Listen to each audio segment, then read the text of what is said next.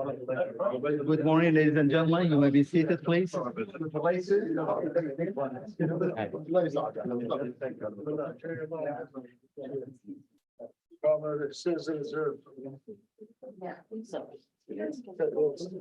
morning, ladies and gentlemen. I'm Yeriban Saeed, a presiding scholar in residence and the director of the Global Kurdish Initiative for Peace here at the School of International Service at American University on behalf of the Global Kurdish Initiative for Peace and the Department of Peace, Human Rights, Cultural Relations at the American University's School of International Service. Here in Washington, D.C., I am honored to welcome all of you, those joining us in person and those joining us via live stream or TV. Thank you sincerely for taking the time and effort to be with us this Monday morning. We understand that many of you have pressing obligation and yet you chose to prioritize this commemoration and be with us. So we truly appreciate your presence here and we are very grateful. Before we begin, may I kindly ask you to stand in silence for the victims, in honor of the victims of Halabja, Kurdish genocide, and other mass atrocities, please.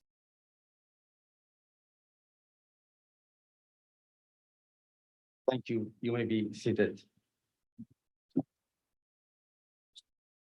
My sincere thanks to the people who made this commemoration possible.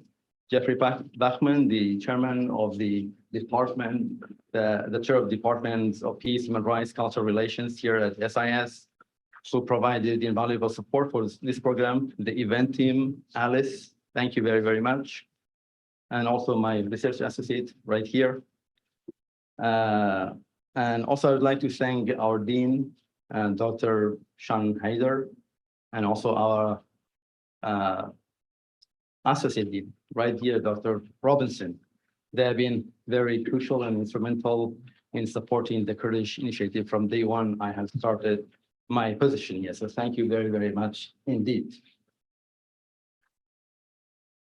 I would like to give a very brief overview of the program for today. Firstly, I will deliver my remarks and testimony, followed by a short documentary showcasing some of the consequences that the people of Halabja is suffering after 36 years from the chemical attack of 1988. Then we have a brief video message from U.S. Senator Chris Van Hollen of Maryland. Just for the record, the senator, along with Ambassador Peter Galbraith, was one of the key persons in exposing this dark side of the Iraqi state in 1988. And for that, we are very grateful. All of this will set the stage for our guest speakers, including Ms. Trifa Aziz, right here. The Kurdistan Regional Government representative to Washington, D.C. will enlighten us on the efforts to have the Kurdish genocide recognized on the international stage. And then we are honored to have Mr. Steve Bittner, the Director of Iraq Office Affairs from Department of State, right here with us, who will speak on the Halabja massacre in the context of the Kurdistan region-US relationship. Finally, we have our top genocide scholars that will discuss the issue of accountability and justice through a panel discussion, followed by Q&A with our speakers, Professor Michael Kelly, right there, and also Professor Mohammed Hassan have traveled from far away. In fact, Professor Michael Kelly has come all the way from Nebraska. Thank you very, very much for coming. I really appreciate it. And also Professor Mohammed Hassan has flown all the way from Kurdistan for this commemoration. Thank you very, very much. I understand how daunting the flight is from Kurdistan all the way to here. And the panel will be moderated by Jeffrey Bachman, SIS professor here at the American University. And also, we had brochures, but for whatever reason, we have forgotten to give it to you. And I'm going to give it to you later that has full profiles of our guest speakers and also today's program. So sorry for that because we are short-handed in the term of manpower, but we are going to do a better job hopefully in the years to come. So I'm going to give my remarks and testimony. I would like to be as brief as possible. But, I've been reading the Steve Cole's latest book, The Achilles Trap, which offers a profound insight into the complicated dynamics of the US-Iraq relations. One particular excerpt featuring the chilling account of an Iraqi pilot justifying the heinous act of dropping chemical bombs on Kurdish civilians in 1988 resonated deeply with me. After Iraq's atrocity in Halabja, Ray Francona, the Defense Intelligence Agency liaison to the US Embassy in Baghdad at that time, confronted an Iraqi pilot. Allow me to share the directed quote from the book with you. Why did you drop chemical weapons on your own people? Asked Francona. They are not my people, answered the Iraqi pilot. They are Kurds. Today, through the lens of my own story and experience, I hope to achieve three objectives. First, I aim to shed light on the injustices faced by the Kurds, including the genocide and the devastation suffered by the people of Halabja at the hand of the Iraqi government by briefly narrating our experience and showcasing some images. The images are not graphic. Secondly, I want to emphasize, this is really important, that the Kurdish history is not about victims, but that of brutal structural victimization on state, regional, and international levels.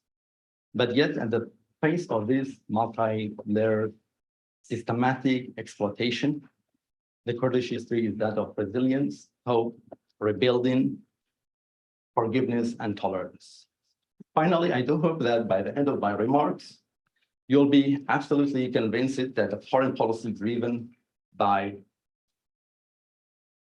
only by geopolitical and economic consideration while disregarding human rights and human lives is only catalyst for nothing but only more conflict and misery and instability. And I should say that it's incredibly painful for me to recount this. Therefore, I have omitted many details because revisiting them has proven to be emotionally challenging. While this story is mine to tell, millions of state Kurds in the Middle East and around the world share similar story, and I'm here just to tell a part of it. I have shared a version of this story in Washington, D.C., and also at the Holocaust Museum in Chicago in the past, and each time it's more difficult than the last.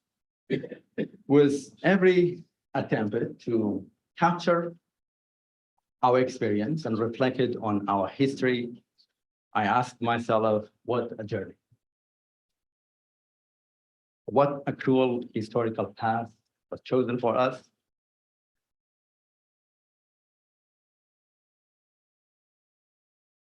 Against our own will.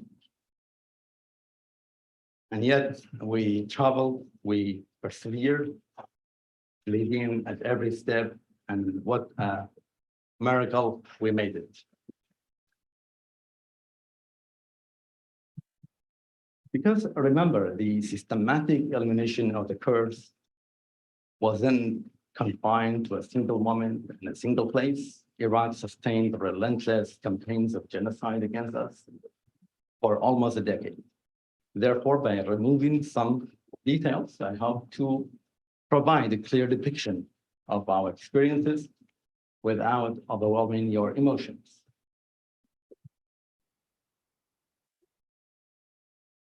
Ladies and gentlemen, I stand before you not an expert or a scholar of genocide, but as a survivor of Halabja atrocity, international war, civil wars, and also displacement that forced me to be a refugee 4 times, 3 of them before I even became or turned 11. My story represented millions of Kurds, echoing the experience of people of Halabja and those endured Iraq's genocidal campaigns across the Kurdistan region. On March 16, 1988, the former Iraqi regime unleashed unspeakable atrocity upon the city of Halabja using abhorrent chemical weapons, universally condemned, banned within minutes. Iraq massacred more than 5,000 people, wounded. That included men, women, and children in my hometown, and wounded more than 10,000 others. Among the casualties included my grandfather. My father lost more than 20 members of his family. Many of my relatives, were wounded. Still, some are suffering, and also some of my childhood friends did not make it. At that time, I was 8. Under the cover of darkness, on the evening of March 15, 1988, we departed Halabja for our village, just outside of the city. After 45 minutes walk, alongside many other families, we arrived and settled in, and in the middle of the night, we were awakened along with my brothers to embark on the second leg of our journey through the caves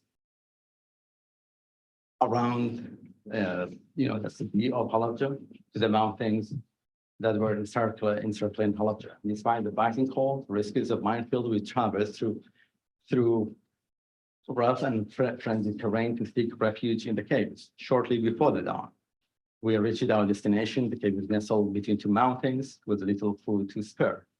As the first light approached, the air was filled with the ominous sounds of Iraqi fighter jets and then bombs. These were napalm bombs aimed at intimidating, forcing people to seek shelter in the basements. Subsequently, Iraqi fighter jets dropped chemical bombs, leading to the tragic demise of those who had sought refuge in these basements.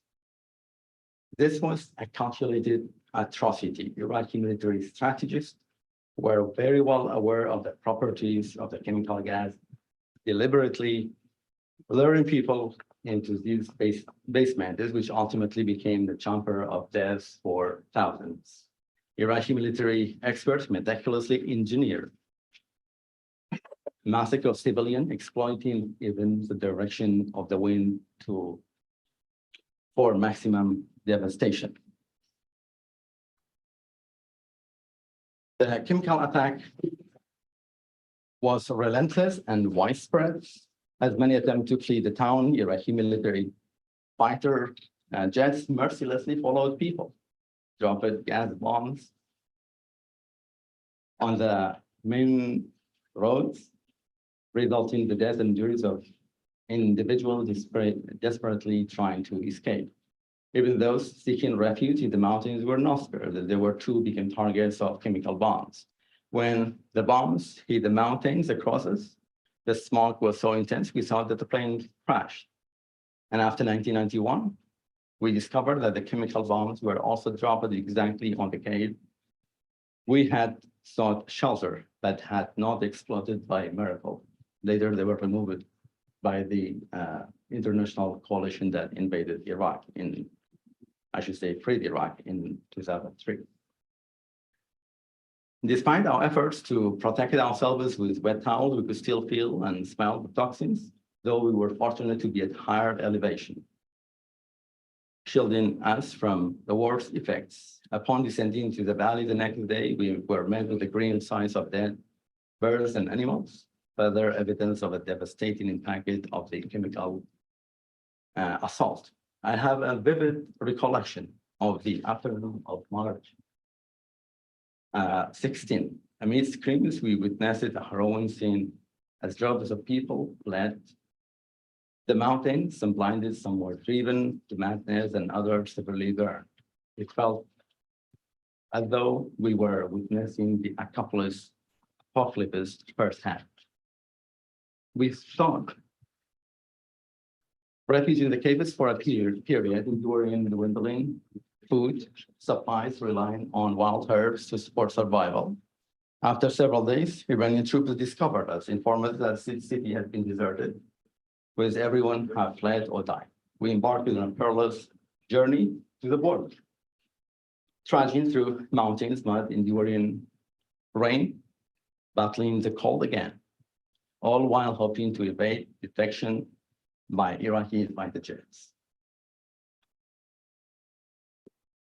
And after more than 5 hours, of walking, we finally reached another village on the border with Iran, where we spent the night along with hundreds of other families.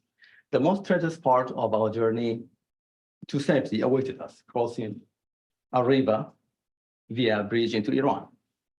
We had here reports that Iraqi fighter jets had targeted and killed many civilians attempting this crossing days prior.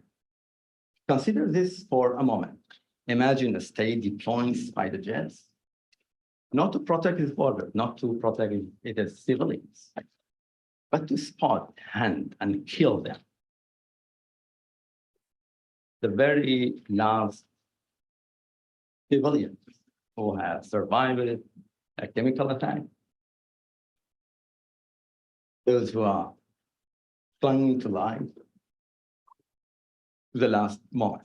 This was the appalling reality of the Kurdish people under the control of the Iraqi state. And I must say that I harbor very little optimism for the future, given what is happening in the country at the moment.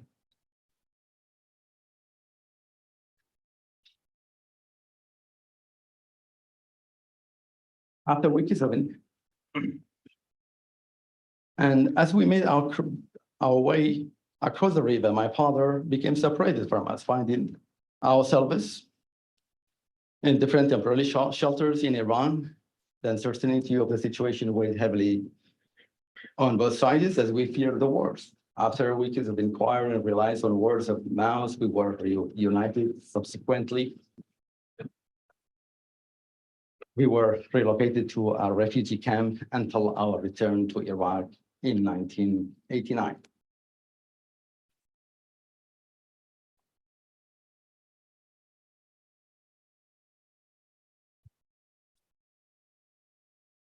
The Iraqi government issued a general amnesty. Obviously, we were criminalized, leading us to believe that we would return to Halabja.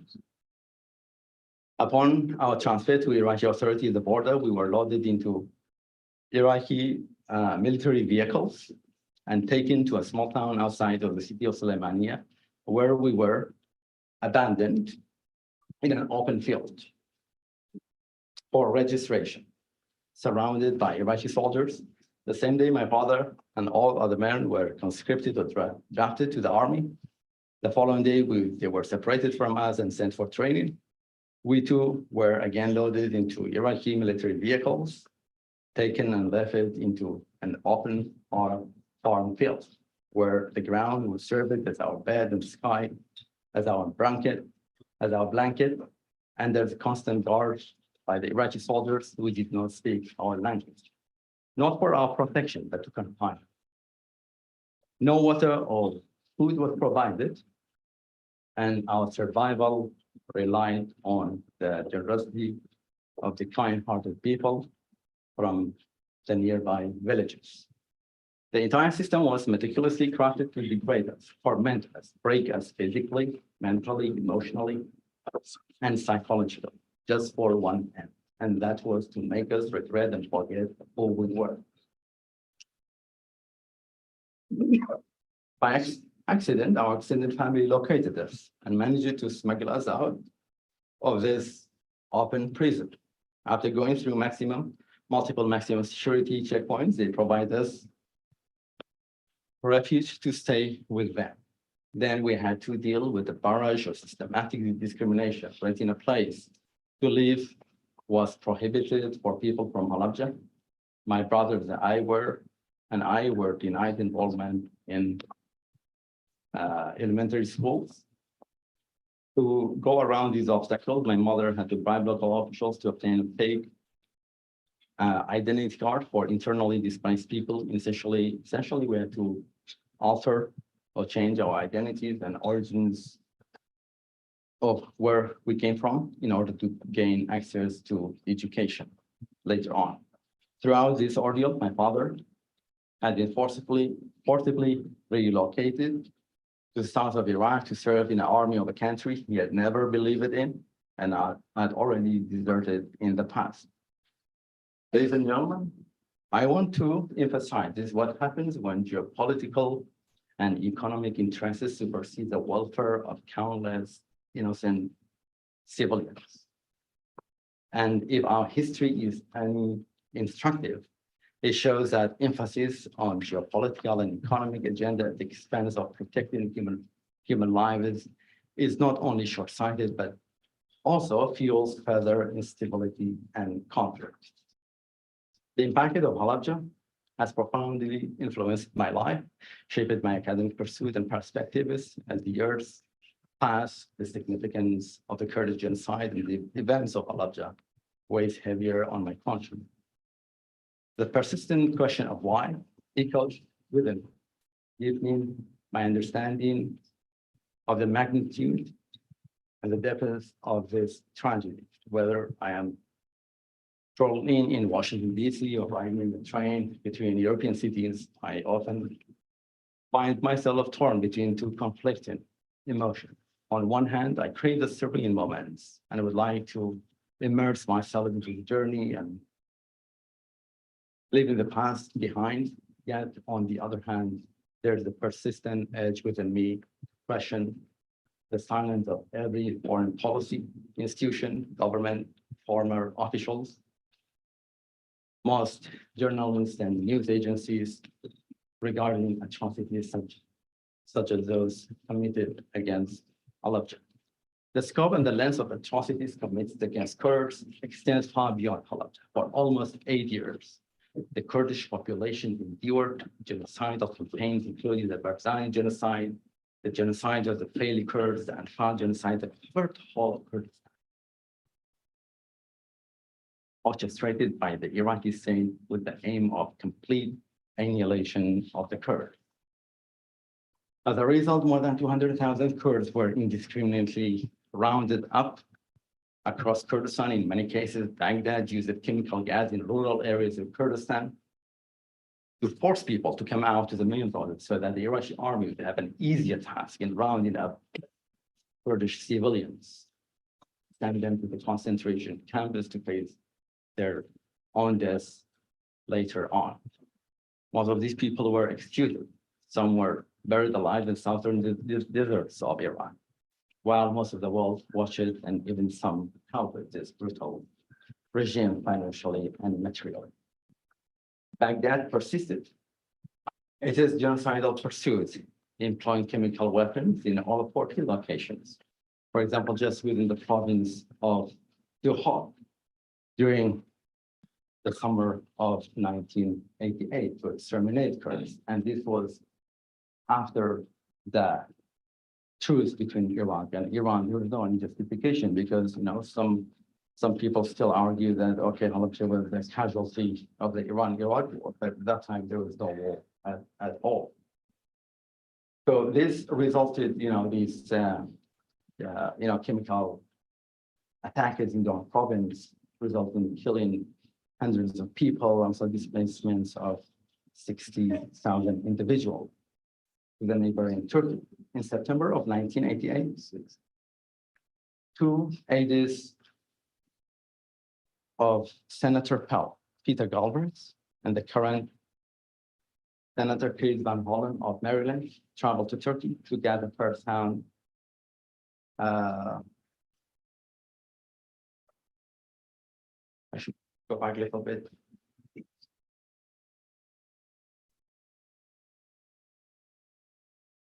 So one thing I really want to be clear about this,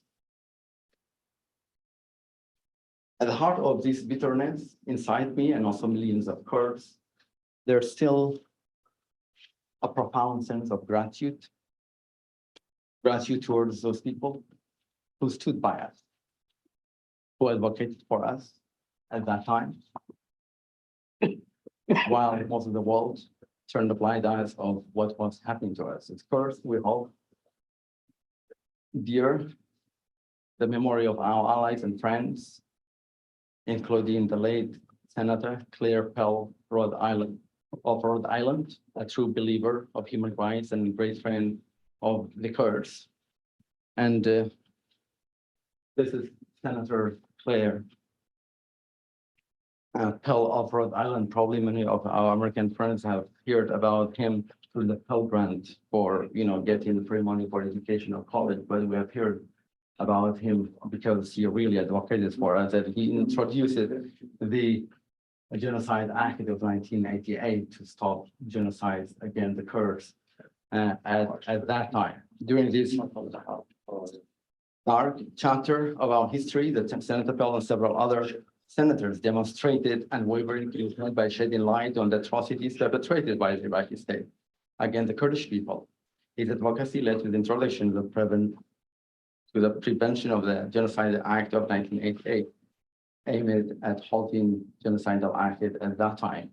It's crucial to recall that beyond Halabja, numerous other areas suffered from Iraq's chemical attack, as I mentioned, that included the Duhok province as well.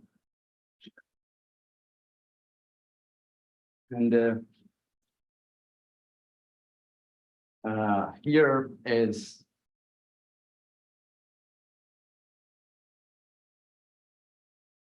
me and my wife when I was at Fletcher School of Law and Diplomacy, because I've known and learned about Senator Pell even before I came to the United States. I knew all our friends. When I came to, I really always wanted to meet, Senator Pell. Unfortunately, he passed away in January of 2009. So I was really determined to at least pay my respect. So when I was doing my master's in Boston at Tufts University, I, not just myself, but also I took my wife, my kids as well. It took 2-3 hours to drive down to the graveyard where Senator Pell was buried. It took us probably about 5 hours to find his resting place, but we were very, very determined to make sure that we are going to pay our respect and put some flowers on his resting place. That is the St. Columbus Chapel Cemetery in Middletown of Rhode Island. And also later I put down I penned a tribute to the Providence Journal for the, I think, 25th anniversary of the Halabja commemoration for the Providence Journal at that time, just honoring the late senator at that time and a symbol of our gratitude. I understand it might be challenging for some people to understand why someone 6,000 miles away would come journey and take his family, research and find is just one grave, one person. But to visit the graveyard of one American senator, one American patriot that they have only heard of. But this determination is only a fraction of the unyielding loyalty of the Kurds. And the reason I'm telling you this, when you become a friend of the Kurds, we never abandon you, even beyond the grave. And this is who we are. In the absence of the American casualties in Kurdistan since 2003, further attests to this characteristic of the Kurdish culture. Ladies and gentlemen, we deserve better than being temporarily geopolitical tools and utilities that only reproduce the same dynamics of the past, that only regenerate violence and mass atrocities. That's exactly why Kurds hope and expect for reciprocal loyalty from our friends and allies, especially now that our hard-won political, constitutional, economic gains that are result of Halabja, all these genocide that I mentioned are threatened once again. After 1991, we returned to Halabja, only to find it for 1991 uprising. We returned to Halabja only to find it that it has razed it to the ground by Iraq. There was no single house or building left standing. Here are some photos for you to see. This, by the way, this is like Peter Galvez right here. Also, there's a young Chris Van Hollen, who traveled to the border to Turkey. They walked to the mountains to meet the surviving Kurdish refugees from the chemical attack. This is like, Halabja after 1991. When we returned, like we were living in this kind of conditions. These were our hospitals. These were our playground. And these were our schools. We didn't have even textbooks at all. We only, one class had only one textbook. There was no even justice to sit on. But despite the challenges today, Halabja thrives in vibrant greenery. It's like in the landscape into the Halabja mountains. So, exactly the same, mountains that protected us from the chemical attack. Pulsating with life more fiercely than ever. We are more maverick in expressing our views than we have ever been, remain as resilient as ever. With forgiveness in our heart, however, our past serves as a reminder, if we do not govern ourselves, we are restricted within history.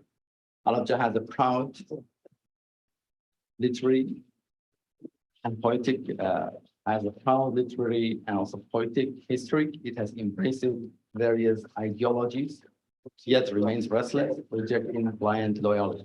It has been a focal point of Kurdish insurgency and revolution, leading the fight against injustice and oppression against successive Iraqi governments. And for that, we have paid the ultimate price.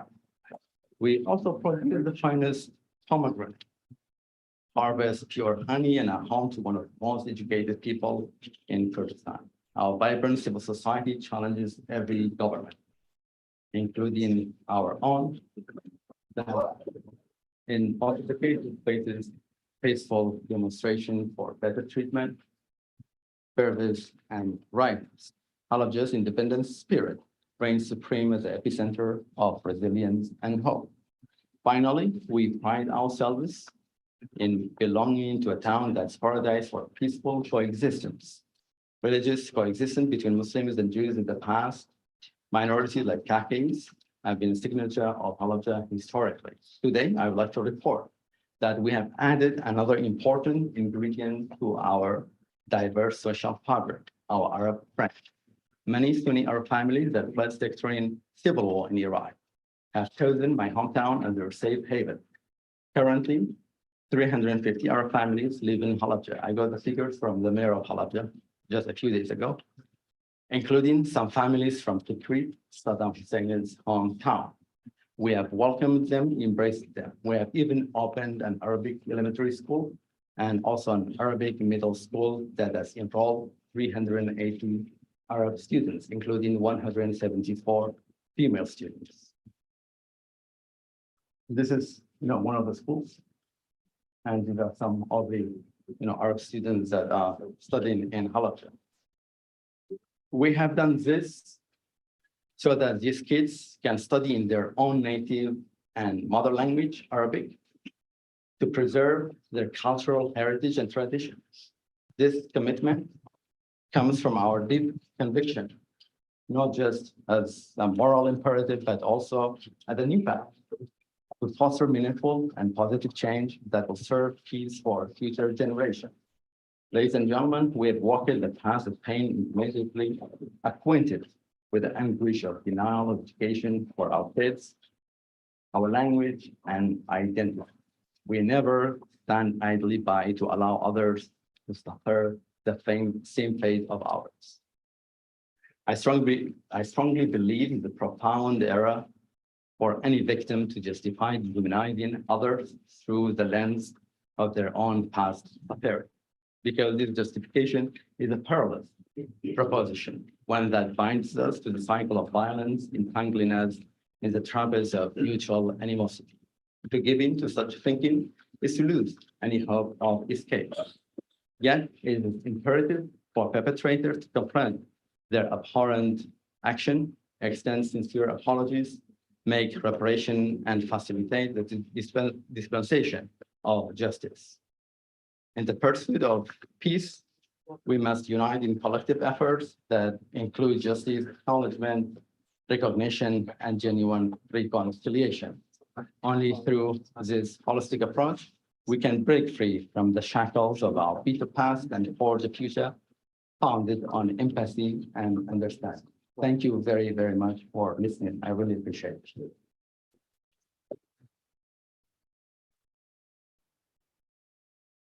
And next, we have our very short documentary, which highlights some of the aftermaths that people of Halabja are still really suffering and dealing with 36 years after what happened in that town. So I really encourage you to have a very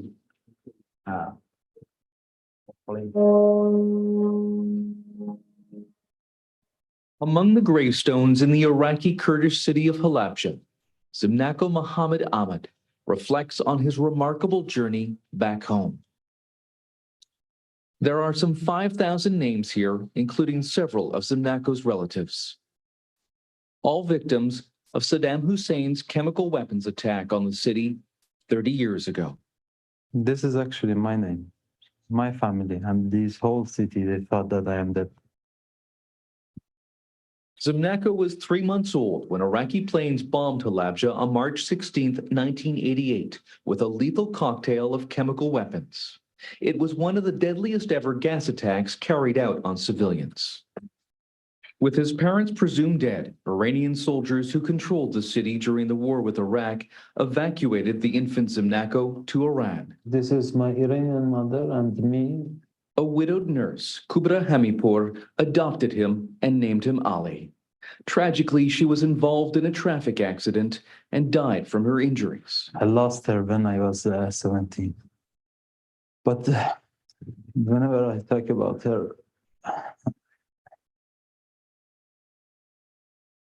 she grew me up like her child. With the loss of his adoptive mother, Zimnako set off to find his roots. She had told him he was a survivor of the Halabja attack, so Zimnako contacted Kurdish officials in Iraq. DNA testing through a lab in Jordan identified Zimnako's biological mother as Fatima Hamad Saleh, and the two were reunited in 2009. I can say I found my mother, and at the same time, I found myself as well.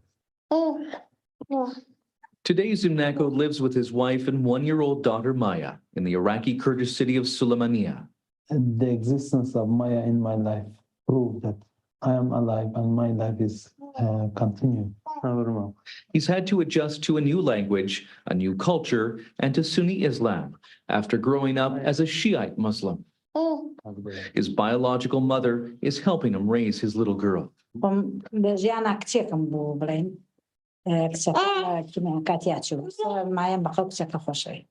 This is my father, Muhammad. Zimnako learned he was the only child from his biological family to survive. His sister, 4 brothers, and father all died in the chemical attack, which the Iraqi High Criminal Court ruled in 2010 was an act of genocide against the Kurds. Their absence is always in my daily life. Every day I think about them.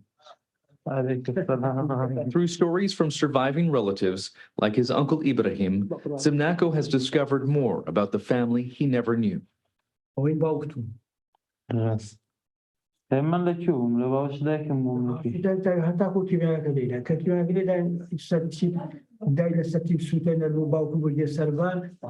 Ibrahim lost his wife and 5 children in the attack.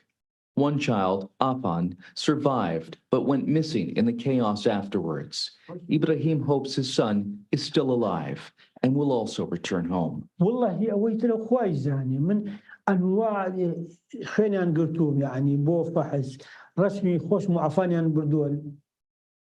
Halabja Lost Children's Commission says more than 170 children are still missing. Their names are listed inside Halabja's memorial monument. But Sarkhel Ghaffar, the memorial director, says it doesn't tell the whole story.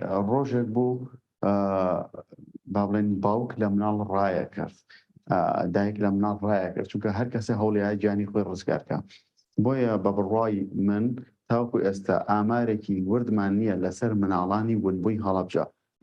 More than 70 families in Halabja are waiting for DNA results on 4 more surviving children who've been found. The genetic tests are now done in the United Kingdom after an Iraqi lab was accused of misidentifying the parents in a previous case. Dr. Farhad Barzinji was at the center of that controversy. He stands by his results and says more emotional support is needed for adoptees reunited with their biological parents. The psychologists and sociologists should work with both of them, whether they accept each other or not. This part is missing in the society. For Zimnako, there are no doubts about his identity. His name in Halabja's memorial cemetery has been painted green to symbolize that he's very much alive. He now campaigns for the global destruction of chemical weapons. And unfortunately, they are used these days in Syria and in other places. This is not acceptable. This is when I really feel the pain. Because I lost my family, I don't want anyone else to have the same feeling.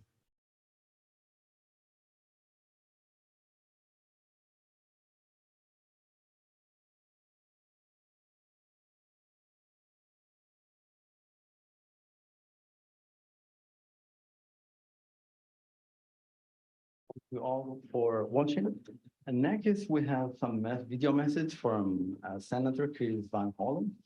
He was not able to join us, but he has sent us a video message for the 36th anniversary of Halabja commemoration. As I mentioned, Senator Chris Van Hollen was one of the key persons that, alongside with Peter Galbraith, traveled to Turkey in 1988, September and October of 1988. They met with over 40 survivors. They meticulously documented everything and they brought back to the United States at that time, which really served as foundation for the Genocide Act of 1988, even though it was defeated by the Reagan administration, for geopolitical reasons, obviously.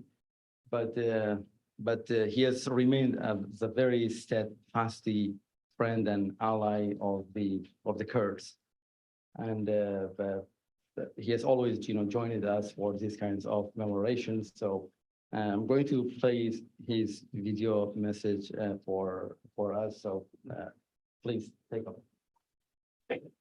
Hi, I'm Chris Van Hollen, and I'm proud to represent the great state of Maryland in the United States Senate.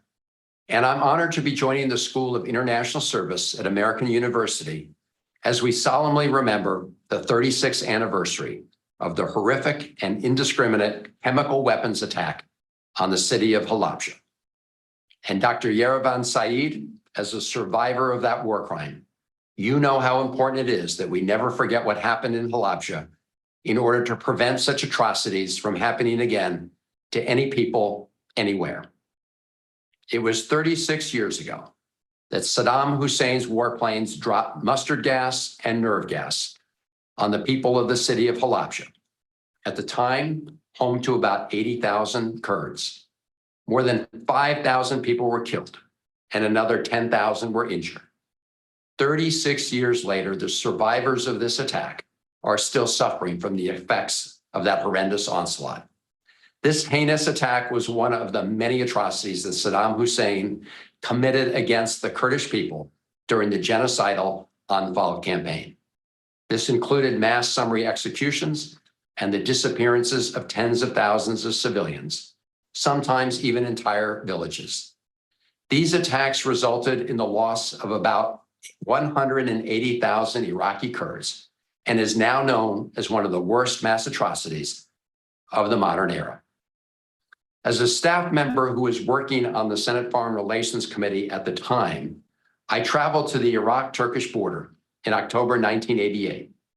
Together with my colleague, Peter Galbraith, we met with and interviewed the thousands of Kurdish refugees who fled from Iraq into Turkey to escape Saddam Hussein's brutal assault. we had the difficult but important task of documenting chemical attacks on 49 Kurdish villages.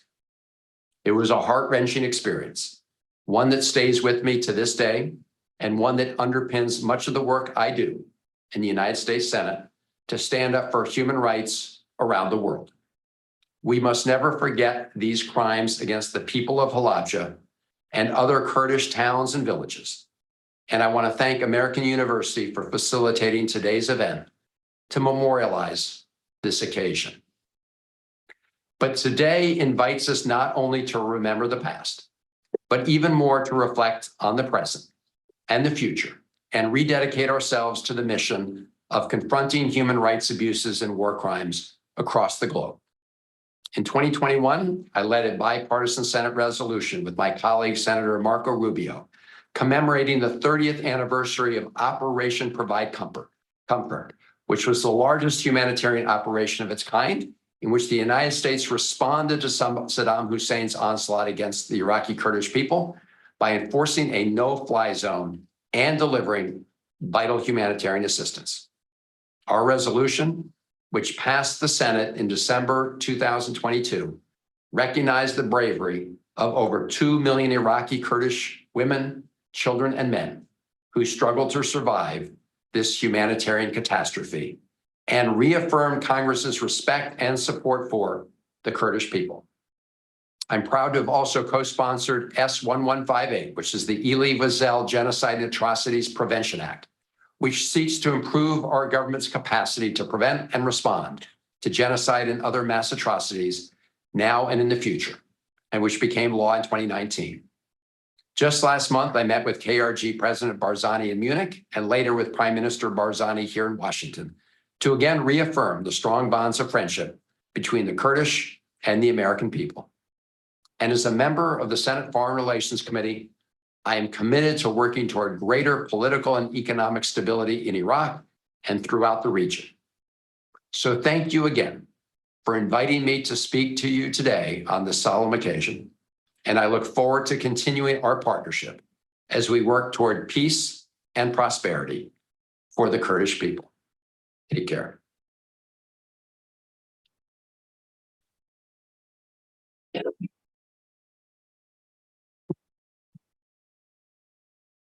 You very much. And now we are going to, for our speakers in person, and our next speaker is Ms. Trifa Ali, the KRG representative to the to the United States. And it's really a great privilege that we invite her to come to the podium to speak and enlighten us, to deliver her remarks on the initiatives aimed at recognizing the Kurdish genocide on the global stage. Ms. Hutton, please.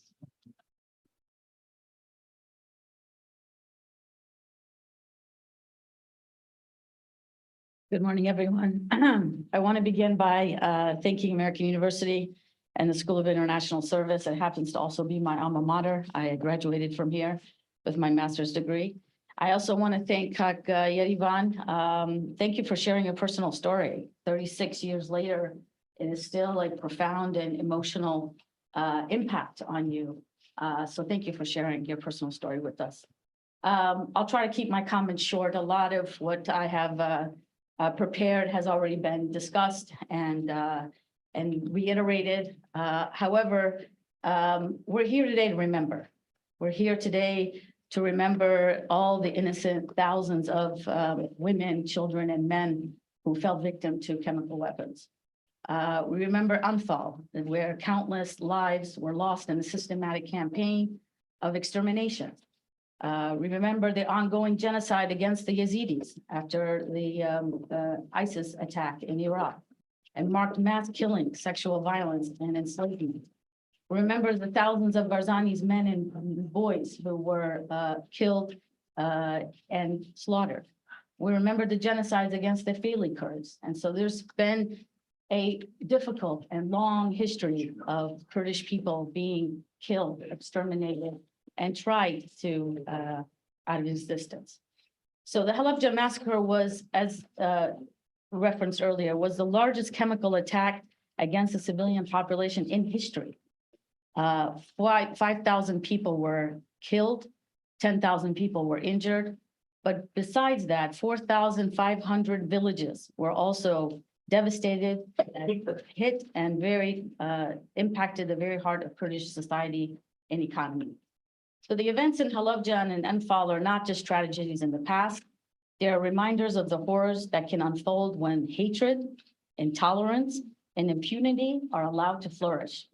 The international community has a moral obligation to acknowledge and condemn these atrocities, to ensure they are never forgotten, and to seek justice for the victims and their families. So recognition is good, but not enough. They need to be followed by action. It is a critical step towards healing, towards reconciliation, and towards prevention. By acknowledging the truth of what actually happened, we honor the memories of those who perished. We affirm our commitment to upholding human rights and dignity for all. To date, 5 countries have recognized the massacre of Halabja as a genocide. They include Canada, Norway, South Korea, Sweden, and the United Kingdom. In fact, in 2010, the Halabja attack was officially defined as a genocidal massacre against the Kurdish people under Saddam Hussein by the Supreme Iraqi Criminal Tribunal. The attack was condemned also as a crime against humanity by the Parliament of Canada. In 2013, a unanimous vote by the British Parliament formally recognized the crime of genocide, and the British vote follows similar expressions of support by Norwegian and Swedish parliaments 1 year before. Finally, both the United States and the European Parliament have hosted commemorative events in the past years. More recently, in 2015, Georgia State Senate passed a resolution recognizing Anfal campaign against the Kurds, including the chemical attack on Halabja. In 2018, this resolution was updated to include the 2014 Yazidi massacre by ISIS. And finally, just last year in 2023, Vienna, Austria recognized the 1998 Halabja massacre as genocide. So while these steps are useful, they're helpful, actions also is necessary. And so certain other efforts have been taken into account, like documentation and research. We have a lot of organizations, individuals who are working tirelessly to document all these atrocities and to conduct forensic investigations, compiling historical records to account for and then establish facts around these events. Legal proceedings. In fact, efforts have been made to hold the perpetrators of Halabja and Anfal genocide accountable. An example, in 2005, the former Iraqi president, Saddam Hussein, was tried and convicted by the Iraqi Special Tribunal for Crimes Against Humanity, including his role in Anfal. And additionally, international legal experts have worked to raise awareness. Memorials and museums have been established to commemorate the victims of Halabja and Anfal genocide and to educate the public about these events. Today, there is a memorial monument in Halabja that serves as a place of remembrance for those who have lost their lives. And they continue to be built in Sulaimania and in other cities. Educational efforts. These have been made to incorporate the history of Halabja and Anfal genocide into educational curricula at both the national and international levels. So while we must hold these perpetrators accountable for their crimes on the legal aspect, we must support survivors and provide them with resources. They need to rebuild their lives, and we must work to prevent further atrocities. As the only state to officially recognize the crimes of its former government, Iraq has officially recognized this crime against its Kurds. And although Iraq has adopted laws and a mechanism to compensate victims for these atrocities, they unfortunately have not been implemented. So while there is a constitutional protection in Iraq, giving rights of individuals and the ability to seek compensation for those that have suffered these crimes in the Iraqi constitution, unfortunately, none of these have been actually compensated. The criminal justice system in Iraq allows for perpetrators of genocide and others crimes against humanity to be persecuted and held accountable. And convicted perpetrators may be ordered to pay reparations or compensation. While Iraq has provided for compensation to victims, including those targeted in genocidal campaigns such as Anfal and Halabja, these laws may actually cover forms of harm, including physical injury, loss of property, psychological trauma, and loss of livelihood. And lastly, the international community and agencies have a significant role in supporting these compensation efforts for victims of genocide. The United Nations and non-governmental organizations may provide funding. They can provide technical assistance and advocacy to support and strengthen legal frameworks for justice of the victims. The process of obtaining compensation for victims of genocide faces significant challenges, as we all know. And they include things like inadequate resources, limited institutional capacity, corruption, security concerns, political instability. Discrimination and marginalization of certain ethnic or religious groups often hinder access to justice and compensation for victims. And unfortunately, we're not seeing that modern day Iraq is moving in the right direction. So despite all these legal frameworks and the justice system and the recognition of this, we have a long way to go to compensate these victims. And even today, the Kurdistan regional government continuously calls for the Iraqi government to compensate these victims of Halabja, to reiterate that the federal government has a moral and constitutional responsibility to compensate these families who have suffered at the hands of this brutal regime. And so in closing, let us honor their memories by standing up against hatred and injustice wherever we find it. And let us work together to build a world where such atrocities can never happen. And let's make an affirmation today that we will never, never forget these atrocities. Thank you so much.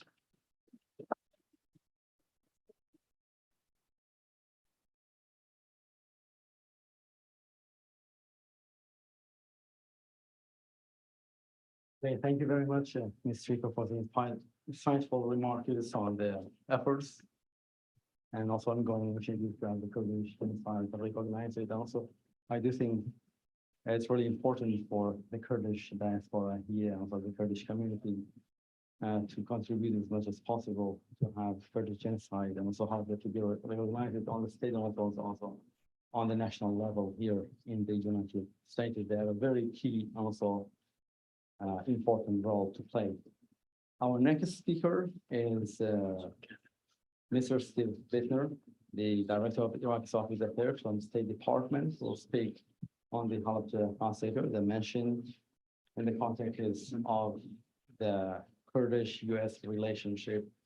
Mr. Bittner, the podium is yours, and thank you very much again for taking the time and effort to be with us. Please.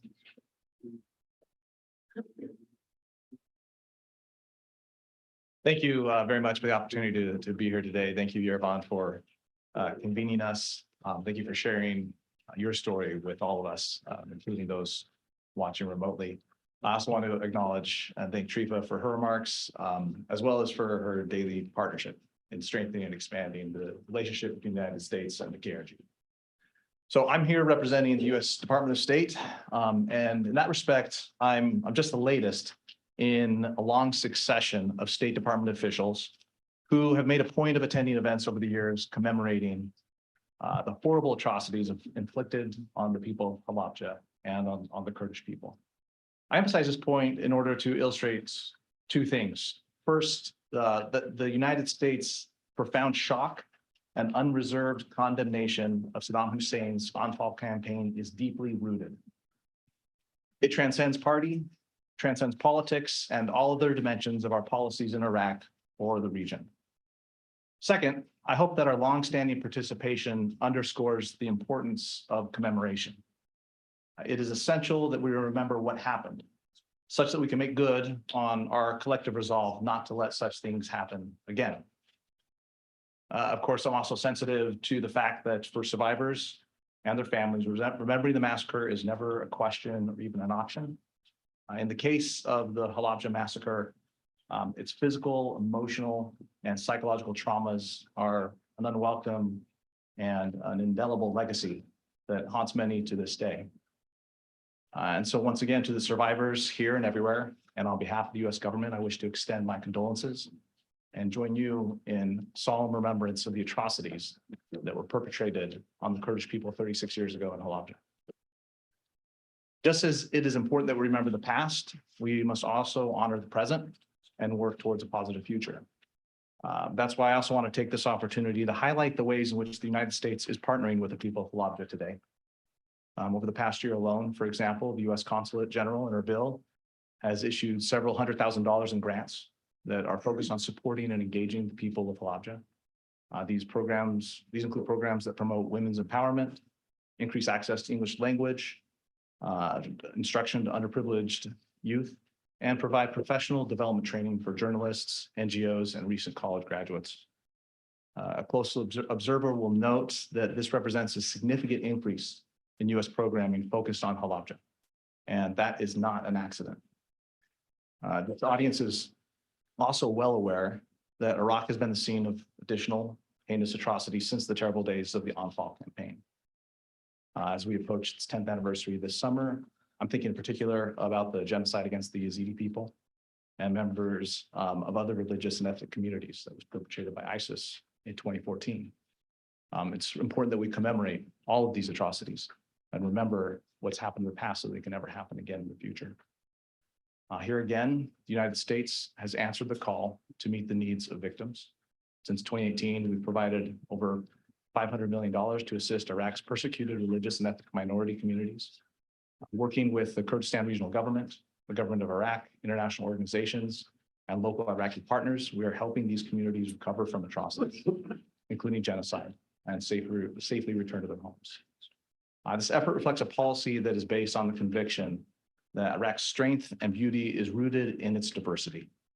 It's a rich tapestry of different religions, languages, and customs, each the legacy of Iraq's complex and at times tragic history. As such, U.S. engagement encourages the government of Iraq to protect the rights and constitutional freedoms of all its citizens, including its many ethnic and religious components.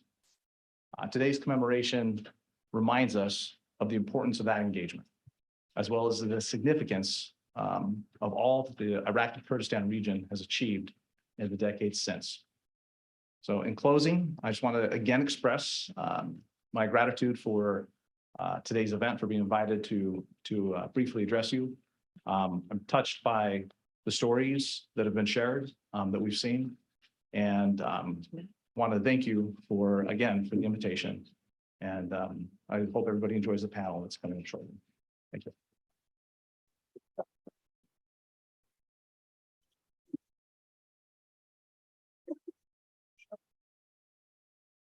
Thank you, Mr. Lukman, for because I really appreciate it. We're also aware that after what happened in Halabja, the U.S. condemned the State Department person at that time, condemned what happened about this candidate, condemned the Saddam Hussein at that time.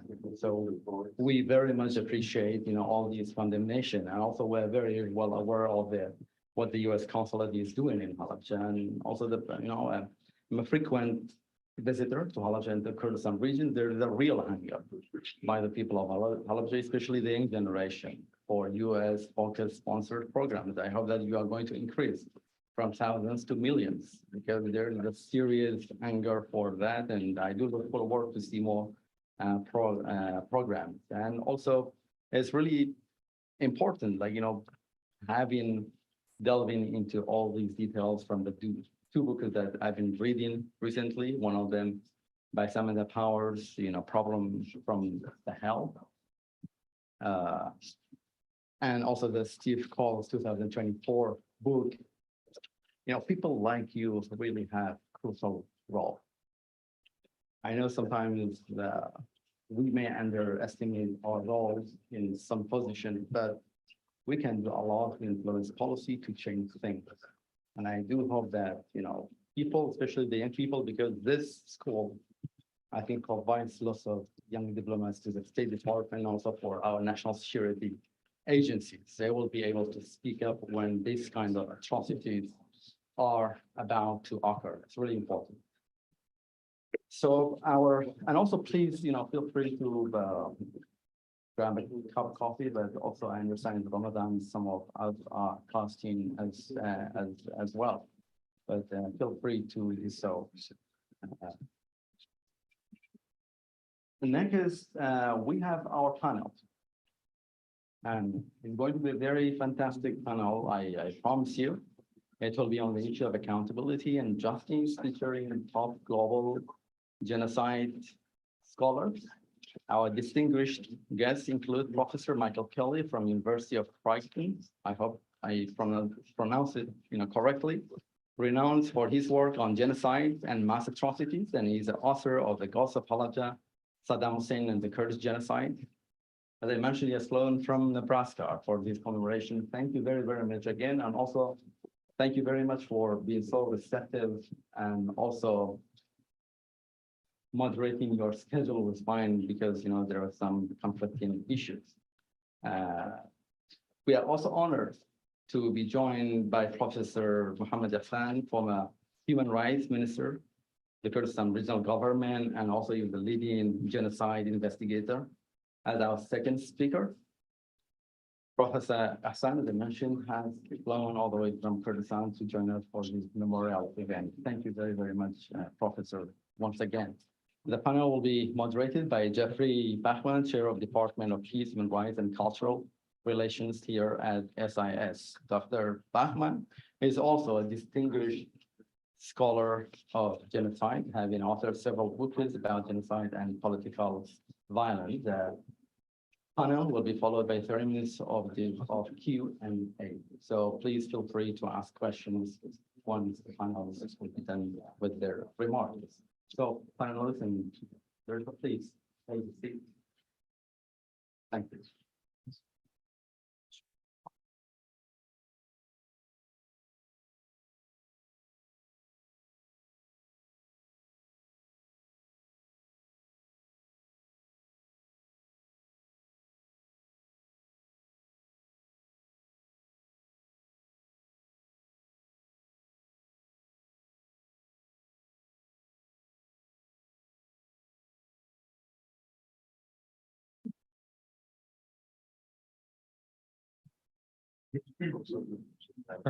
you. Thank you all for being here. And Yerban, thank you for the introductions. As introduced, I'm Jeff Bachman. I'm a faculty member here at the School of Natural Service, and I'm going to turn it right over to our panelists and then have a few questions and some comments, and then we'll open it up to Q&A from all of you. And based on the order that Yerban gave, I will let Mike start us off. Thank you, Jeffrey. It's good to be here. Halabja Day, March 16th, occurs 98 days after December 9th, which is Human Rights Day. We meet 2 days later than that, so now it's 100 days. On Human Rights Day, on December 9th, I was in Lviv, Ukraine, with 75 American attorneys, meeting with 75 Ukrainian attorneys, standing up for human rights in a war zone. There were air raids. It was serious.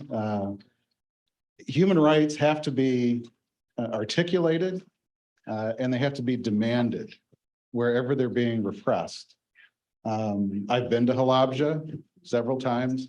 I'm here today to do the same thing, to talk about human rights, but Yerevan asked me specifically to join Jeff's panel on accountability, because human rights don't mean a lot if they're not respected. And if they're not respected, those who don't respect them need to be held accountable. And how can that happen? Well, I'm a lawyer.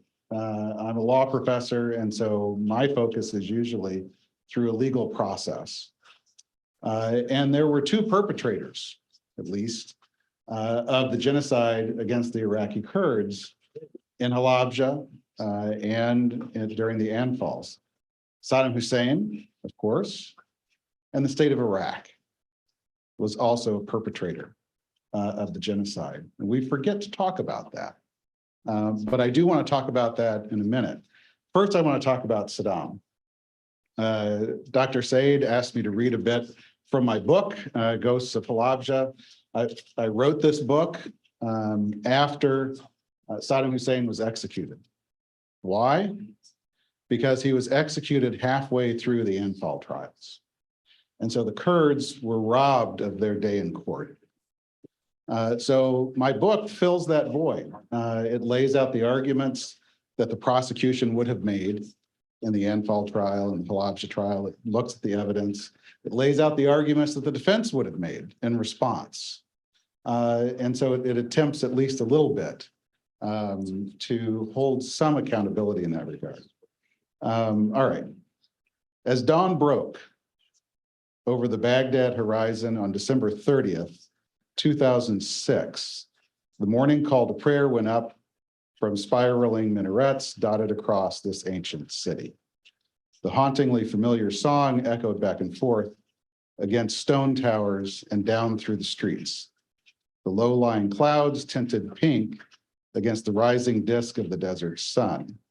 In a nondescript gray concrete room, in the middle of a circle of masked men, the song of the muezzins mixed with that of a solitary rope, swinging slowly to and fro, stretching under the weight of a body clad in black.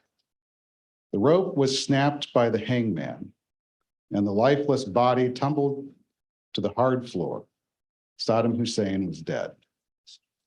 Eid ul-Adha had begun.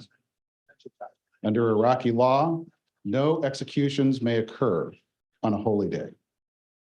Eid ul-Adha is celebrated by Muslims in remembrance of the prophet Ibrahim's willingness to sacrifice his son Ishmael for God. Saddam died minutes before the holy day commenced. His executioners carried out the sentence of death pronounced on him 6 weeks prior by the Iraqi High Tribunal for the massacre of 148 Shiites in the village of Dujail. At the time of Saddam's execution, he was additionally being tried for his role in the Anfal campaigns, a series of military strikes targeting the Kurdish population in northern Iraq. The charges included genocide. The prosecution had only presented half of its case when Saddam was executed. 5 more trials had been scheduled to follow, including a trial focusing on the hideous gassing of Kurdish civilians by the Iraqi military in the city of Halabja. But because under Iraqi law, those who receive the death sentence must be put to death within 30 days of their final appeal, Saddam never finished the second trial. And the case against him on behalf of the victims of Halabja will never be made in court. Thus, the Kurds were denied their day in court against him, cheated of justice. Yet they were not surprised. The story of the Kurds is the story of a people buffeted by forces greater than they. The 20th century offers ample example. For centuries, Kurds and Arabs served under the yoke of their Turkish masters during the Ottoman Empire. Then, when the Western Allies defeated Turkey, the moment came to finally be free. As the old imperial lands were carved up into new nations, the Kurds were promised a homeland, albeit geographically crimped, by the 1920 Treaty of Sevres in what is now modern-day Turkey. However, with the rise of Ataturk and the establishment of the modern Turkish state, the Allies reneged on their guarantee, and the Treaty of Sevres was replaced with the 1923 Treaty of Lausanne, which contained no provision for the Kurds and which folded Kurdish minority enclaves into Turkey, Iran, Syria, and Iraq. Decades of mistreatment, repression, and outright hostility by their host governments hardened the Kurds, making them largely self-reliant.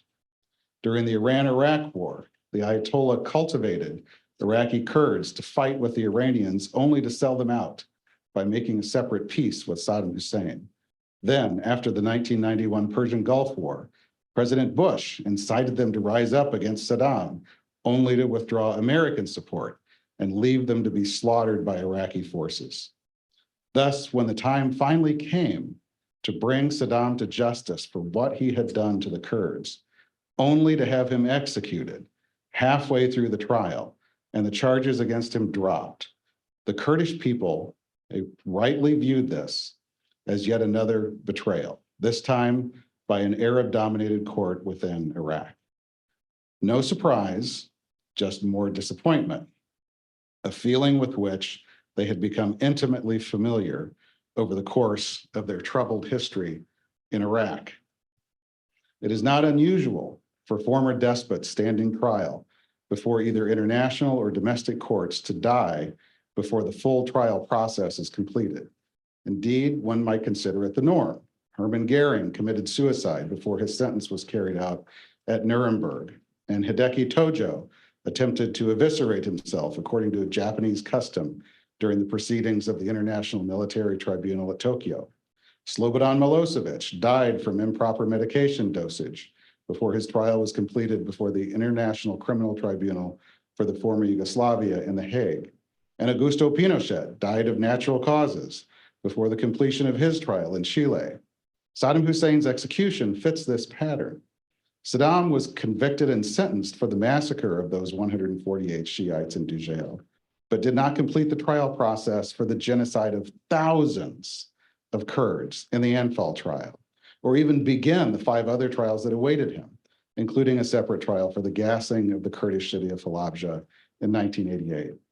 The Iraqi High Tribunal, in departure from the typical practice of rolling multiple crimes together in a single lengthy trial, opted to try Saddam and his cronies in 7 distinct trials, not running simultaneously, but following one another. The perception that survivors of the mass atrocities carried out by Saddam might feel cheated if he were executed before those trials was perhaps foreseeable. Nevertheless, the IHT, the Iraqi High Tribunal, hewed scrupulously to its execution schedule after Saddam drew the death sentence in the first trial. And that execution was quickly carried out after confirmation by the appellate court. Not only were the judicial proceedings against Saddam for the Kurdish genocide not continued posthumously, they were terminated by the IHT. And the Halabja trial did not even get underway. At least after Slobodan Milosevic's death, the ICTY simply terminated the proceedings. It did not drop the charges against him. Saddam Hussein's body was buried before dawn on December 31st, 2006, within 24 hours of his death in Halabja, a small village 8 miles south of Tikrit on the western bank of the Tigris River. He was interred at 4 a.m. local time near the graves of his 2 sons, Uday and Qusay, who had been killed during the US-led invasion of Iraq. American military presence was palpable both before and after Saddam's execution. He was handed over to Iraqi guards by his US jailers for hanging, and his body was then flown by a US military helicopter to Tikrit, where it was handed over to Sheikh Ali al-Nida for washing and burial according to Islamic custom. It was here near Tikrit that Saddam Hussein was born in 1937. Tikrit was also the birthplace, 800 years earlier, in 1138, of one of the most famous Islamic warlords and statesmen, Saladin. 2 very different men, 2 very different stories. Saladin was a Kurd. Today, Saladin remains a figure of legendary and heroic proportions, a wise leader and a brilliant military technician who rid Muslim lands of the Crusaders. Saddam, by contrast, is destined for a more reviled memory, wrought with egomaniacal violence and crazed despotic tendencies. Perhaps by that measure, the Kurds won after all, at least with respect to history. But their promised day in court against Saddam Hussein evaporated just as their promised homeland did in the 1920s. Yet the Kurds persevere in the face of strife.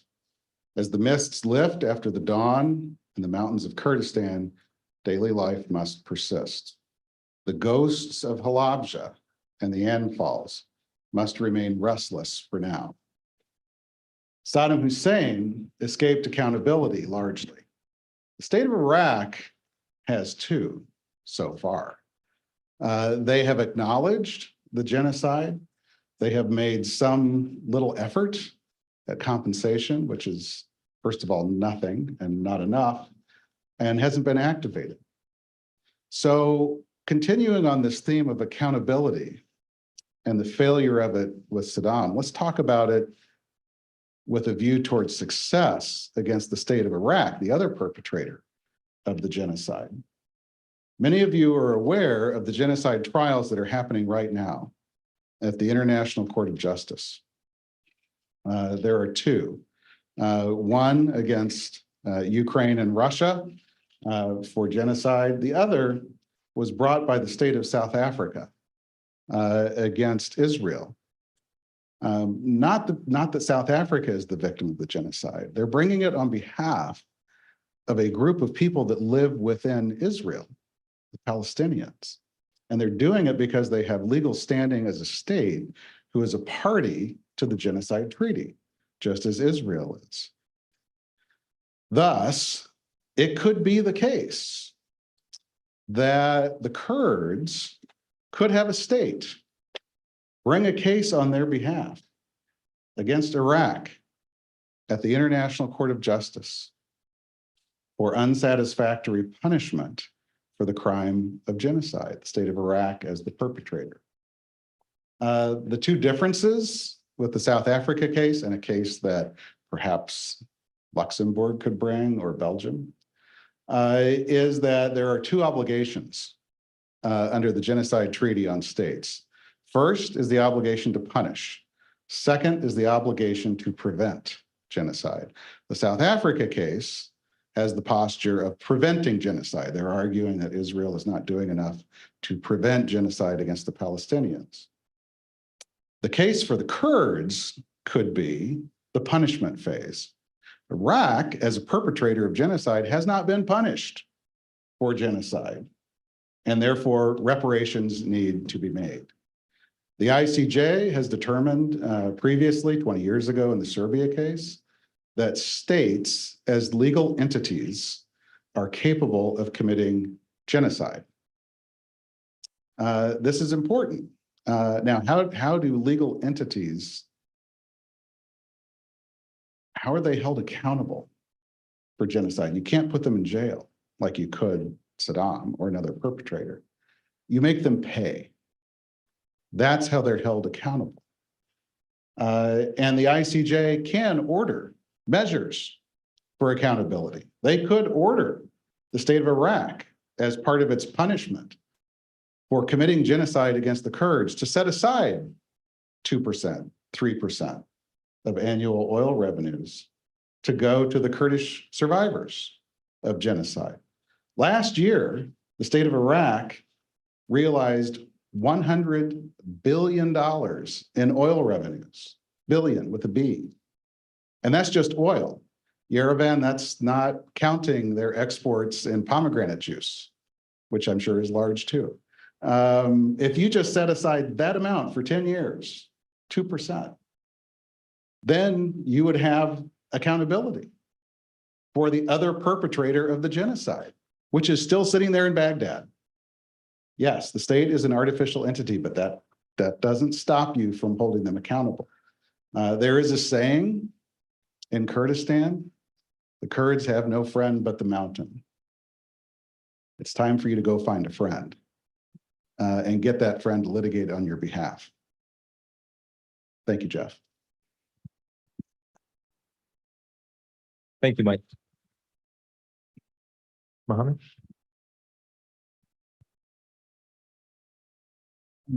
I have a lot of questions for you presentation, but I'm not going to start it now. Let us discuss it later. Who can bring that case to the court? That's my problem.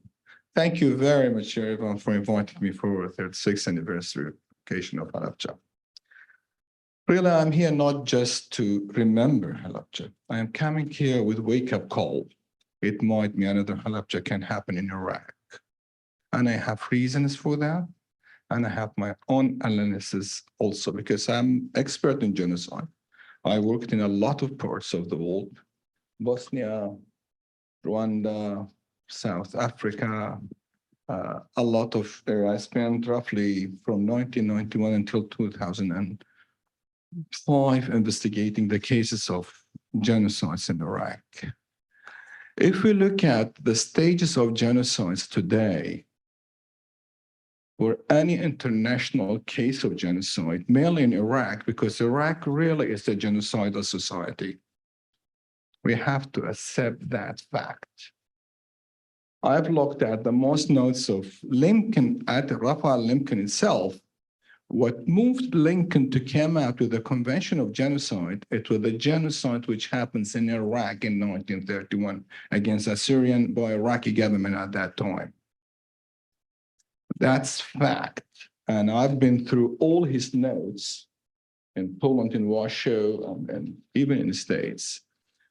The case of genocide which happens against Assyrian Iraq moved him to come out in 1936 to come out with a paper for penal acts in Spain, and then he ran all the way. He came end up in this Washington to come out with the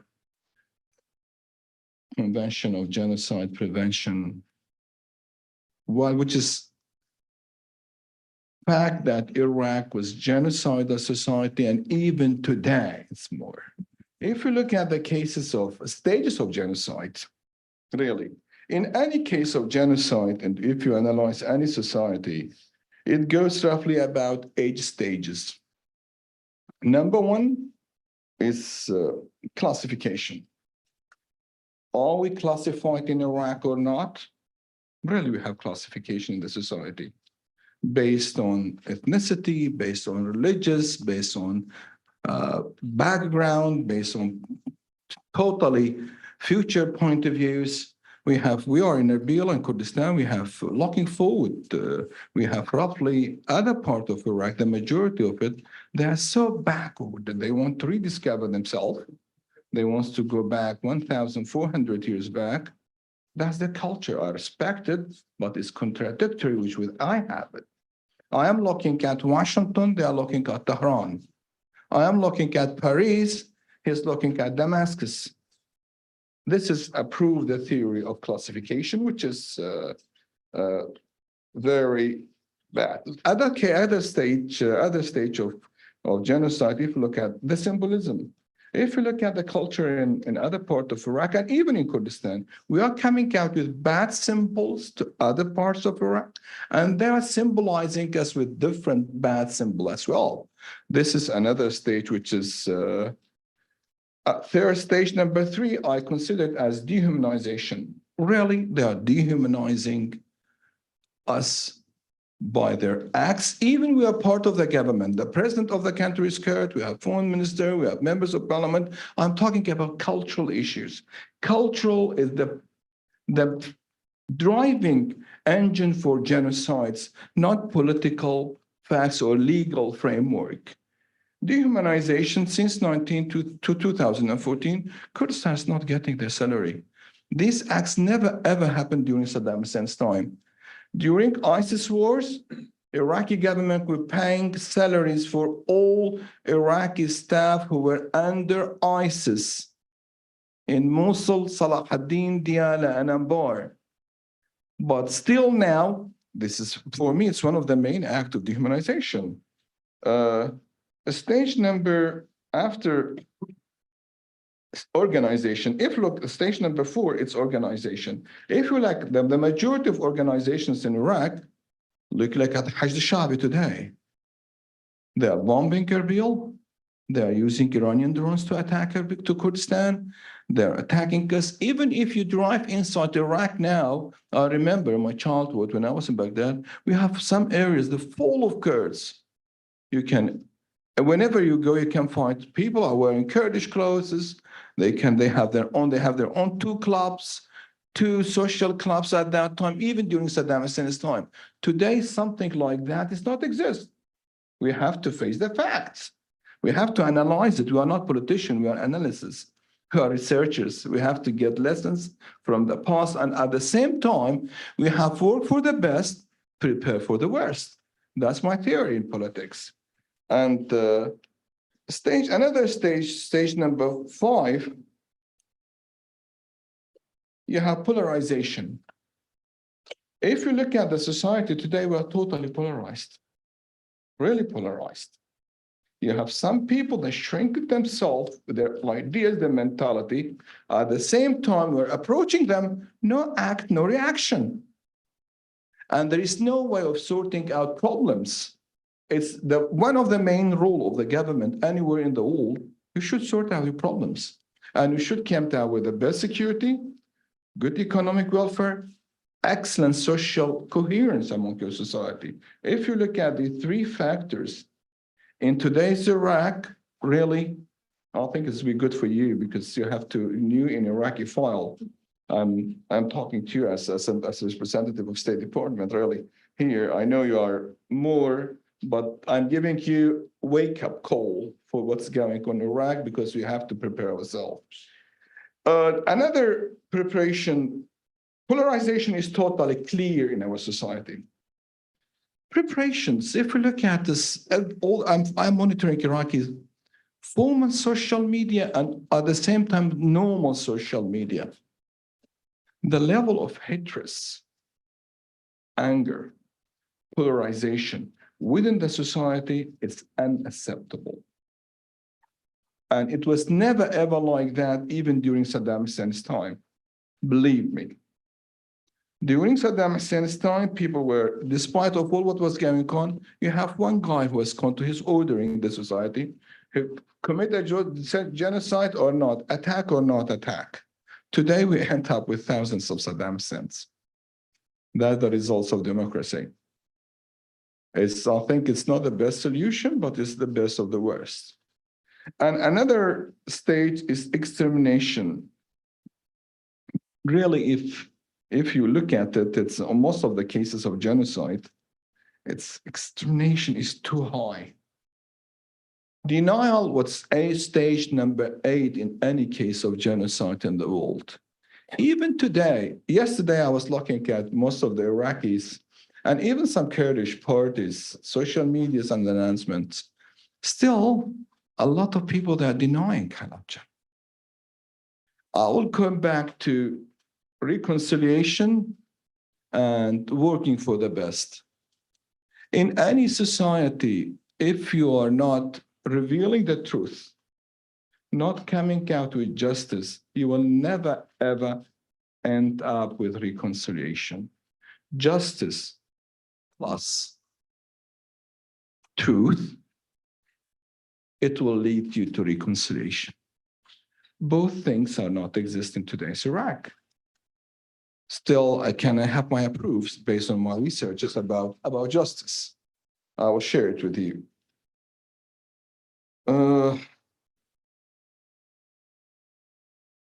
The size of damage in all the cases of genocides, you will be surprised based on my research. Village destroyed just during Anfal campaign, just during Anfal. I have numbers, data, size, population, 2,451 villages, just 6 months of Anfal, including Halabja. Mosques destroyed, 2,027 mosques destroyed. I'm saying mosques because I know for Muslims is something, when you destroy mosque as if you destroy God's house, which I don't believe in it, by the way. A deportation of refugees to Turkey and Iran, thousands and thousands of peoples. Okay. Classification includes lands, confiscation, confiscated lands and properties. Millions of dollars cost the Kurdish society. You talked about compensation, as a lot of people talked about it. It's huge damage of environment and nature, destruction of water springs, mines everywhere. Based on these acts, I'm going to share with you 4 cases of genocide, including Halabja, and numbers who participates on it, and numbers of verdicts. You will be surprised.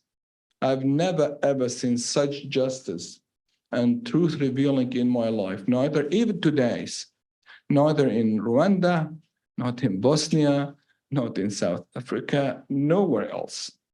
The case of Failis, which happens between 70 and 79, most of the security intelligence in Iraq participates in that.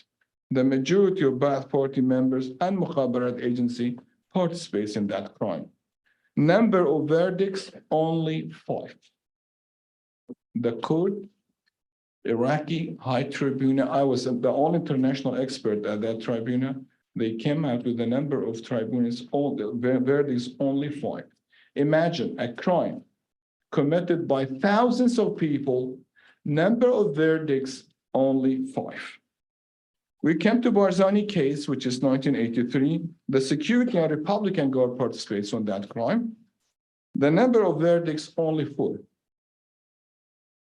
Imagine, thousands of people participate on crimes. The number of verdicts, only 4. Anfal operation, which was all government agency, military, security, Ba'ath agency, all states agency participates on that campaign, and which was, I think it was state engineered crime at that time. The number of verdicts by Iraqi High Tribunal, only 6, as if nothing happened. In normal crime in the United States, if one killed one, the people who participate on that crime is going to be more than 6. Imagine, thousands of people. I myself discovered 274 sites of mass graves. I've digged by my hands. 274 sites of mass graves. Number of verdicts, only 6. And at the same time, I'm talking about justice and reconciliation and truth. I think such examples, it's going to lead to another genocide. And in Halabja, military, all Iraqi military, air forces, Ba'ath, all party agencies participate on that. And I named Halabja Death from the Sky on my book, Nation Building in Kurdistan. I think, unfortunately, that I don't have copies with me. The number of verdicts in Halabja, only 4. Only 4. As if only 4 people participate in this crime. And at the same time, you want me to talk about trust, justice, and truth? That's impossible case, really. Why? I've also, in my work, I was working hard to find out why transitional justice in Iraq didn't work. And somewhere else in Bosnia, it worked properly. In South Africa, it was very good sample. And it works properly, and they were more classified, more fragmented, poor peoples. Why work it there? Why it didn't work in Iraq? I think there was some international factors. The majority of international community want to cover the truth and let this go. They thought that the problem of Iraq is Saddam Hussein, like the majority of us. For me, I find out now, the problem of Iraq is not Saddam Hussein. Social mechanism, social combination, that's created Saddam's by the end. Okay? This international community thought that, okay, Saddam Hussein, and by 2003, we have another stage that us get advantage of Iraq's oil, money, blah, blah, blah, blah, which we failed. No, we end up creating thousands of Saddam Hussein. No, and sometimes even Saddam Hussein was more brave, more direct, really, more statesman than the majority of the people today is in Baghdad. With all my respect, they're my friends, but they failed. Then regional factors. You've talked about the court, and I was in Baghdad at that time, and I was surprised. Why they want to hang Saddam Hussein for the jail case? With all my respects for my Shia's brother, the jail cases was not so strong. I worked in most of the cases at the Iraqi High Tribunal, but the jail cases, it was like a coup, and you have a lot of justification for that. Iranian, they want to end up that case. Let us finish it. It might be American will think or about Saddam Hussein to be in power again. Okay? but because there is lack of leadership inside them. Some peoples in Iraq, if you spend trillions of dollars on them, it's not going to be a leader, including Kurdistan, by the way, not just Iraq. The other factor, it was national factor, sectarian war, Shia, Sunnah, that was behind it. Let us finish the case. We are in power. We are going to be in power forever. A Shia government, Kurds, they're supposed to follow us. Sunnis, this is the end of Sunnis. No more Sunnis in the government. They thought the game is over, which is not true. And so historical factors, through Shia, through the jail case, some people, they thought that we have to, Saddam Hussein and Sunni said should pay for 1,400 controlling Iraq. That is, we are going to hang Saddam Hussein. That Saddam Hussein, he represented Sunnis. Saddam Hussein, he was not representing anyone. He was representing himself.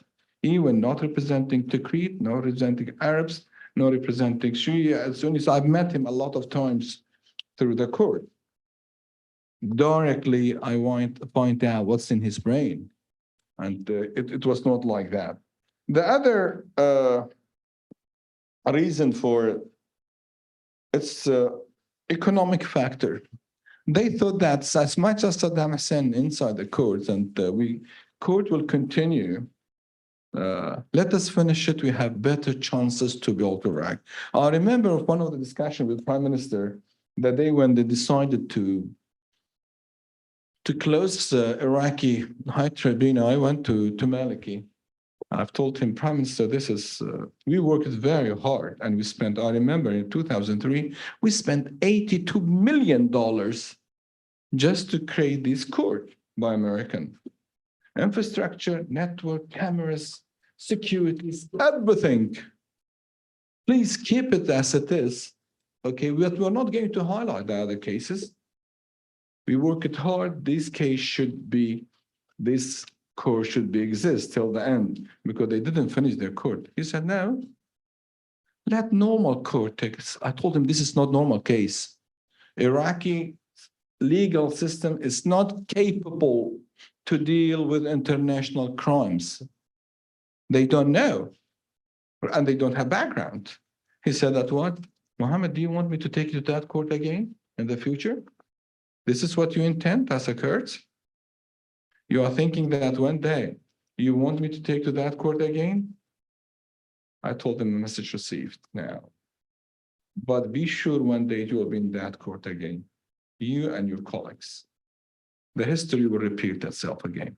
Unfortunately, we are living in the area, the circle of violence and the history so repeats itself and so fast, you cannot find out that in anywhere in the world. I think this is Kurds' bad luck. And a lot of time also we are responsible for it. We are not engines or angels like that we see and some Kurds, but this has been covered through the convention. The convention didn't mention that you have to kill all the Kurds. And that the convention also, it is separated, even some Kurds be within the perpetrators group, that's not too bad legally in most of the cases. In Holocaust, we find a lot of Jews, they were helping Nazis. And also we find out Kurds, they were helping Saddam Hussein during that time. Thank you so much. I'm not going to talk more, waiting for the questions. Thank you.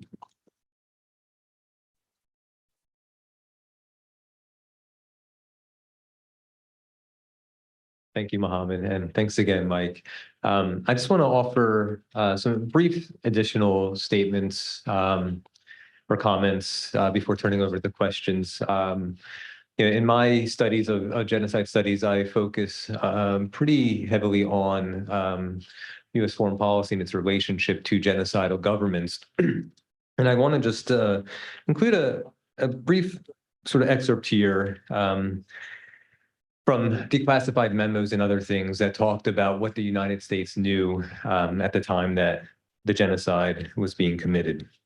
And at the latest, the U.S. knew by August 1987 that Iraq was using chemical weapons against its Kurdish civilian population. Commenting on U.S. intelligence, Larry Pope, a former State Department officer and director for Iran and Iraq, asserts, quote, "There was a lag of a couple weeks at most. We knew that something dreadful was going on. We knew Al-Majid, also known as Chemical Ali, was running the show. We had the satellite overhead that showed villages razed." According to an August 4th memo from the Joint Chiefs of Staff to the Defense Intelligence Agency, Iraq was flattening villages and destroying civilian areas with frequent air raids, employing quote unquote ruthless repression and using quote unquote chemical agents. In an April 1988 memo, it states that a military campaign, quote, waged to eradicate village bases of support for armed Kurdish groups began in April 1987. Again, so expanding beyond just Halabja, but to the broader persecution and murder of Iraq's Kurdish population, which coincides directly with the start of Iraq's Kurdish genocide. Further, according to the memo, Iraq had demonstrating willingness to use chemical weapons, quote, against Kurdish population centers, and that the, quote, prospect of further civilian casualties would not dissuade their continued use. Nonetheless, and this is something Yervan shared with me a little before the event, a Foreign Affairs article, which Foreign Affairs is a magazine that's far from a liberal or radical, actually fairly mainstream on U.S. foreign policy, says, quote, "The greatest consequence of the war's end, meaning the Iraq-Iran war, will likely be to ease Iraqi dependence on Moscow, facilitating relations with Washington. The case against improved relations with Baghdad usually rests on the regime's brutality, and there's considerable validity to the charges, if not the argument. The use of chemical warfare in general and the specific case of Halabja are by all standards horrific. Likewise, the missile attacks on Tehran and the barbarism in the civil war against the Kurds are rightly condemned, but these are not reason enough to prevent an improvement in U.S.-Iraqi relations. The Middle East has few democracies, and unless Americans are willing to restrict good relations to Turkey and Israel, deals have to be made with dictators. However unpleasant it is, the regime in Iraq hardly differs from those in the neighborhood," end quote. And I share that with you because I think it's come up in the previous presentations, but this is certainly not unique to Iraq. But our focus today, of course, is on the 36 years since the Kurdish genocide.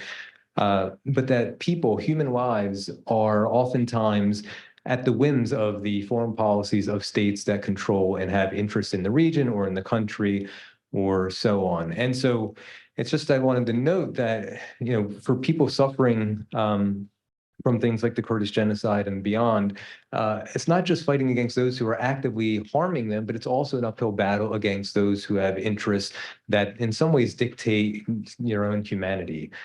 So with that, I do want to start with the first question. What role, if any, did U.S. relationships with Iraq and Iran have in how it viewed and responded to the Kurdish genocide? And does the U.S. share any responsibility for the genocide? And I'll turn that over to you. Well, yes, and it goes to, again, from a lawyer's perspective, what did you know and when did you know it? And I think, Jeff, you just laid out the case that we knew who Saddam was and what he was doing at the time. But during that period, during the Iraq-Iran war, we needed him. And so the United States, and I'm sorry, Steve left from the State Department. He could speak better to this. The United States has a troubled history of creating its own Frankenstein monsters that then come back to attack us.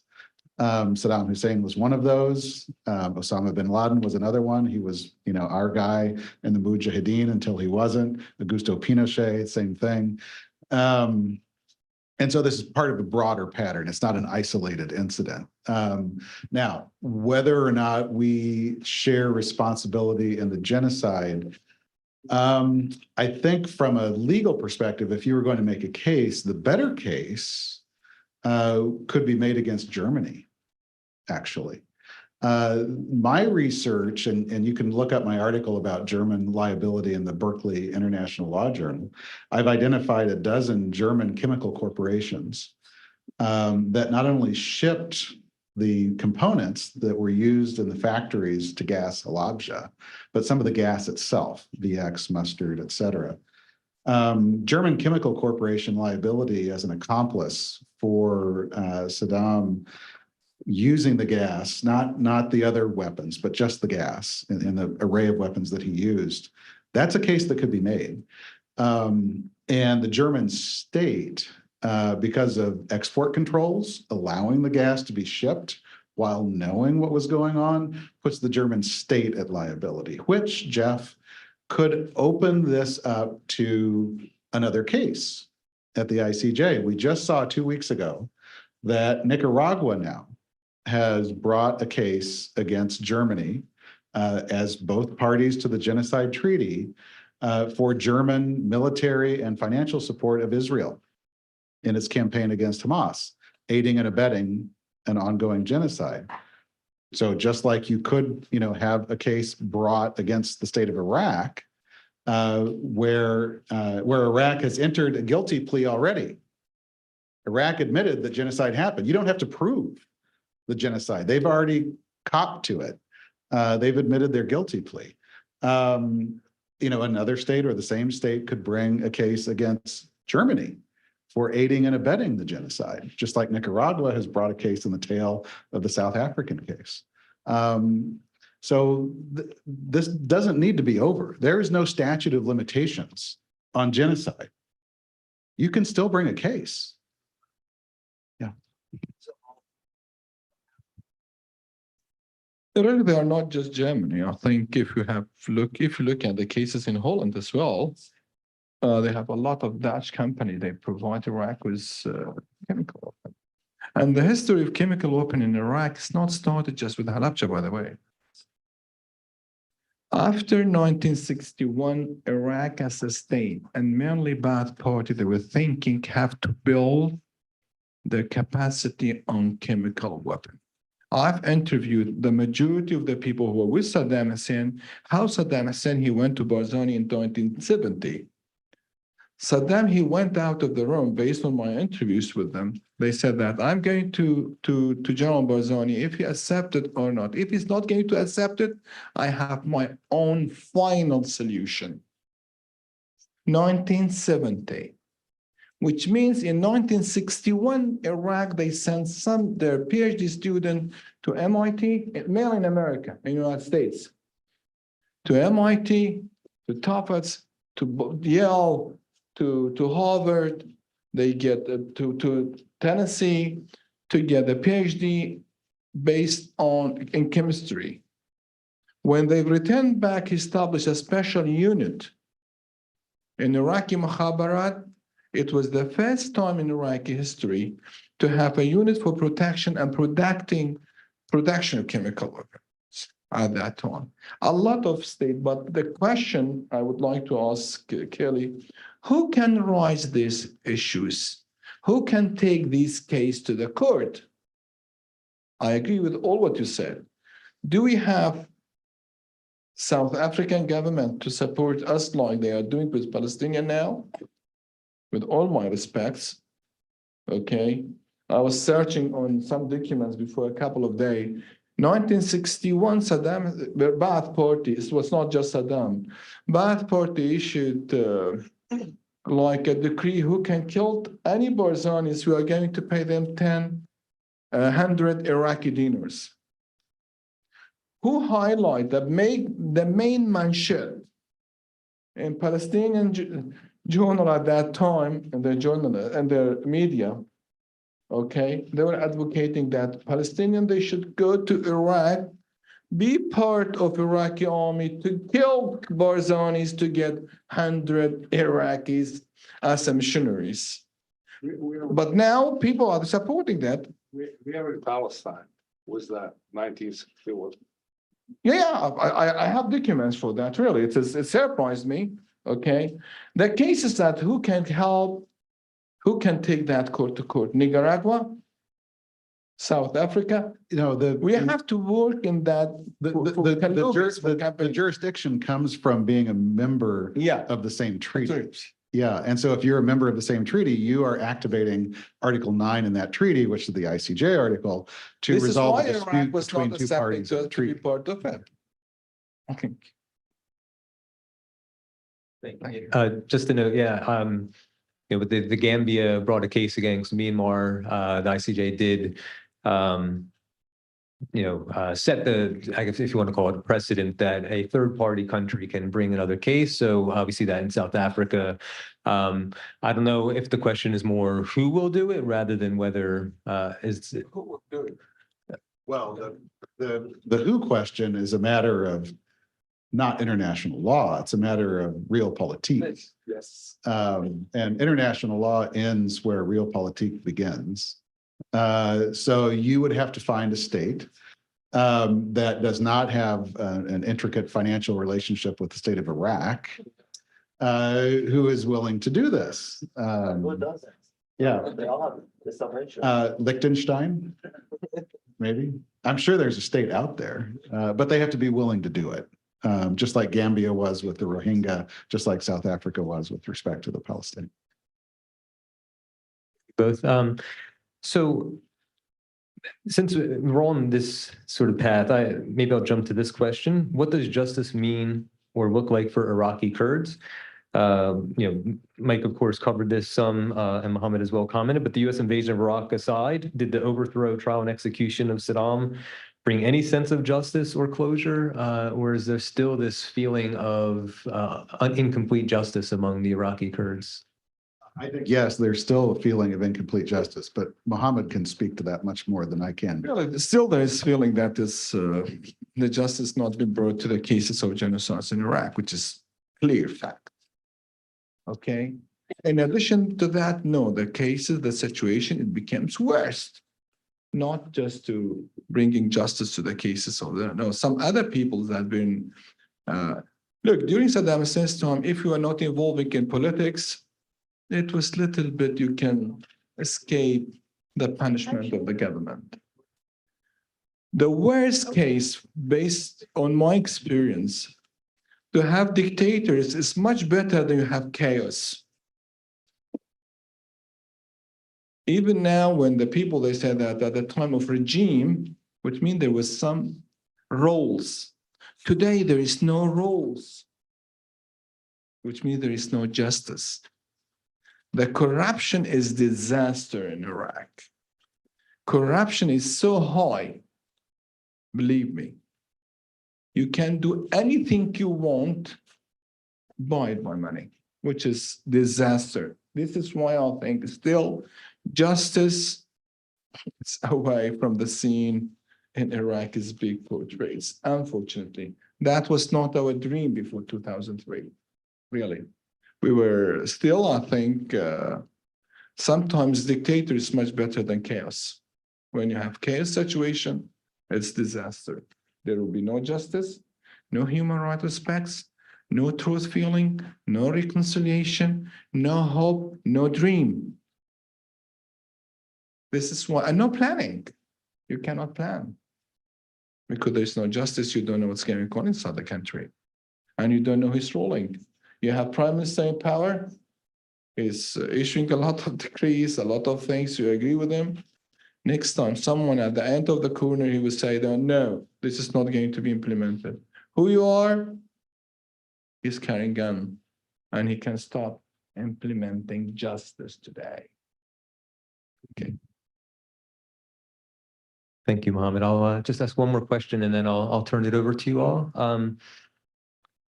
So, obviously there's the victimization, but I was looking at the artwork over there, and one of them is titled Hope. And I was wondering if you could speak a little bit to the perseverance and the survival of the Kurdish people. Obviously, Mohammed, with your direct work, and Mike, also your trips to Kurdistan and so on. I'm always struck when I go to Iraqi Kurdistan by the resilience of the people. They have suffered centuries of repression under various despots. This is a population, all of Kurdistan, 30 million people spread over an area the size of France, and they don't have a state. It's almost unthinkable in the modern world, and yet we're stuck, with still the fallout of the First World War. These people trapped in states they don't want to be in, and yet they're resilient. They're self-sustaining. They're able to persist in amazing and vibrant cultural ways against all odds, really. And it just goes to the resilience of the Kurdish people, which I'm constantly amazed at. And Jeff, you rightly point out, are depicted in the paintings that we have here today.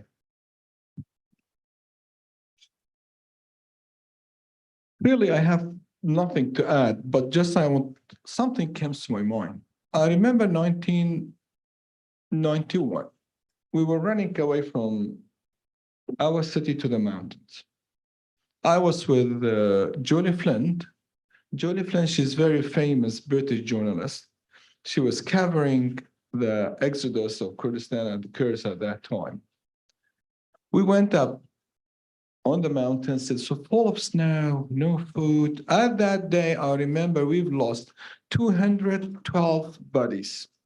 I'm expert in graves. I worked all my life of digging graves, burying people, say goodbye, pass my regards to God.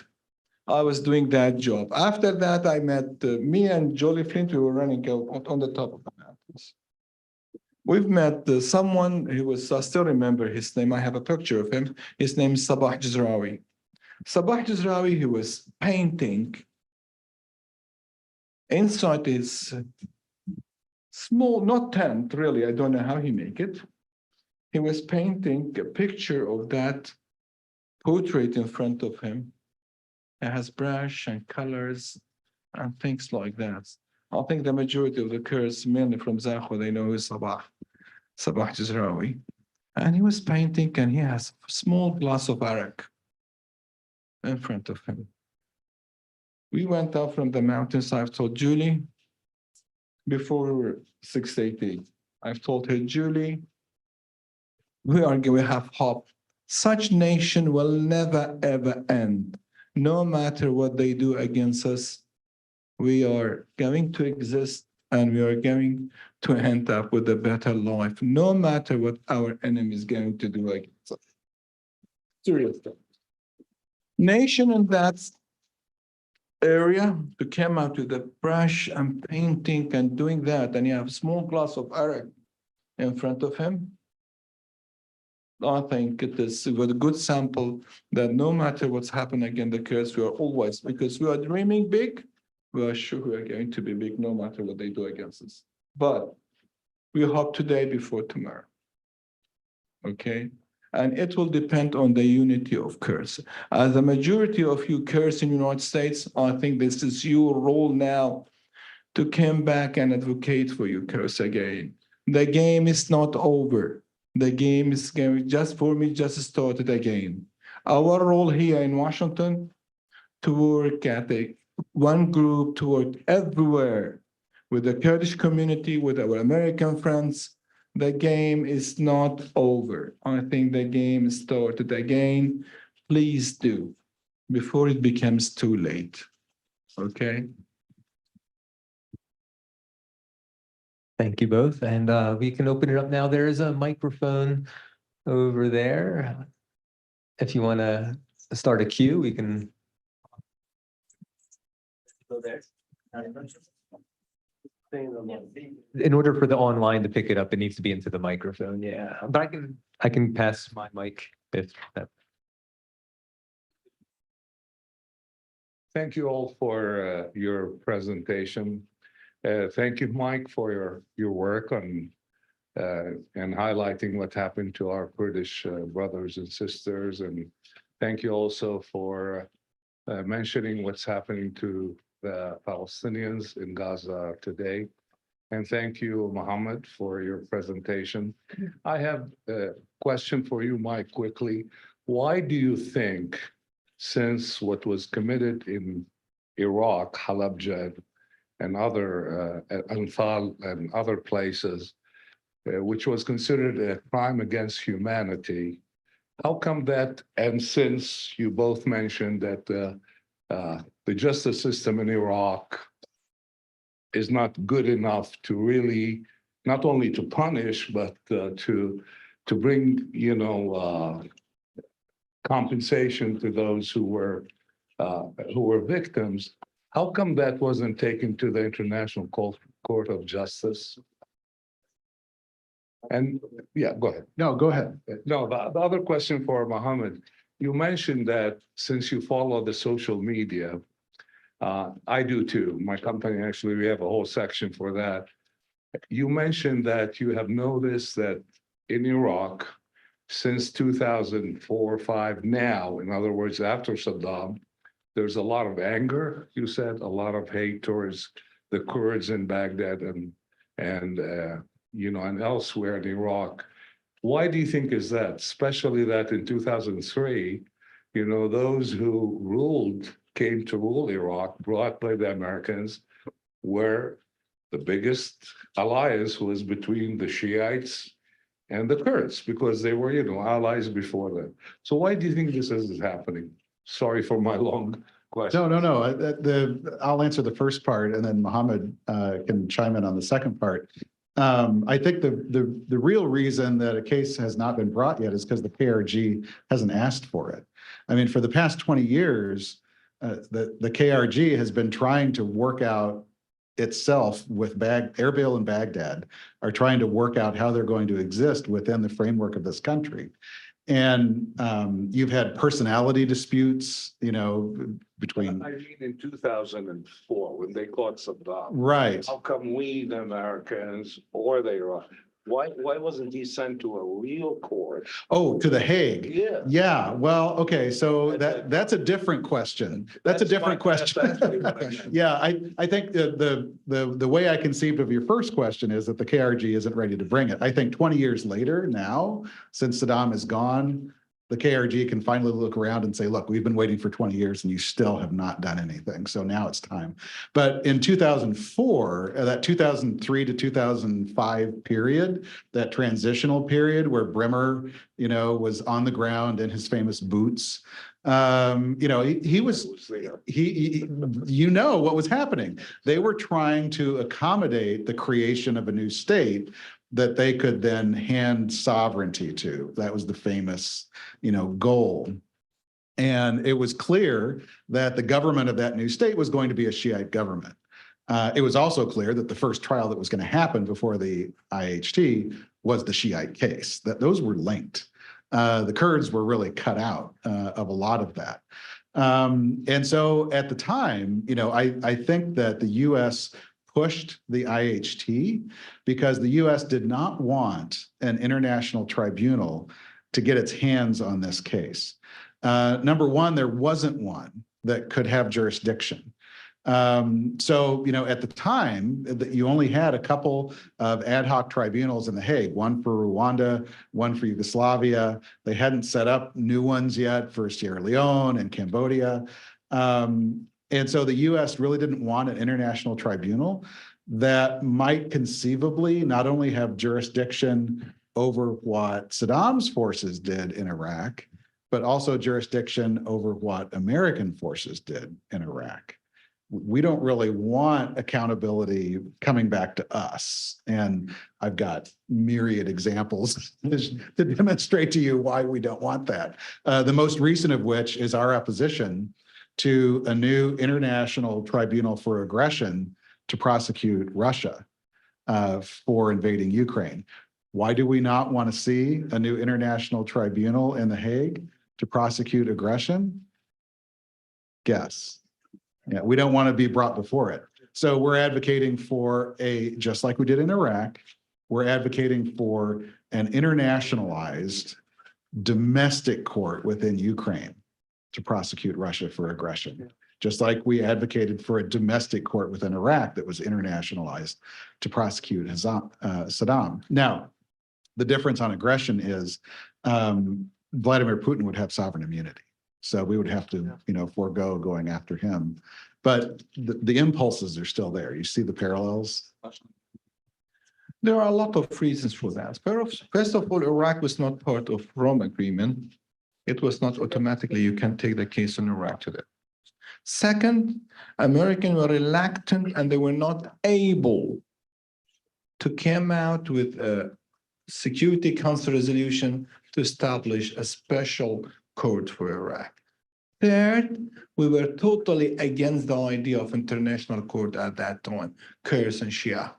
because we thought if Saddam Hussein is going to be brought to Hague, he's going to be relaxed 20 years, he's going to be having fun, going to gym.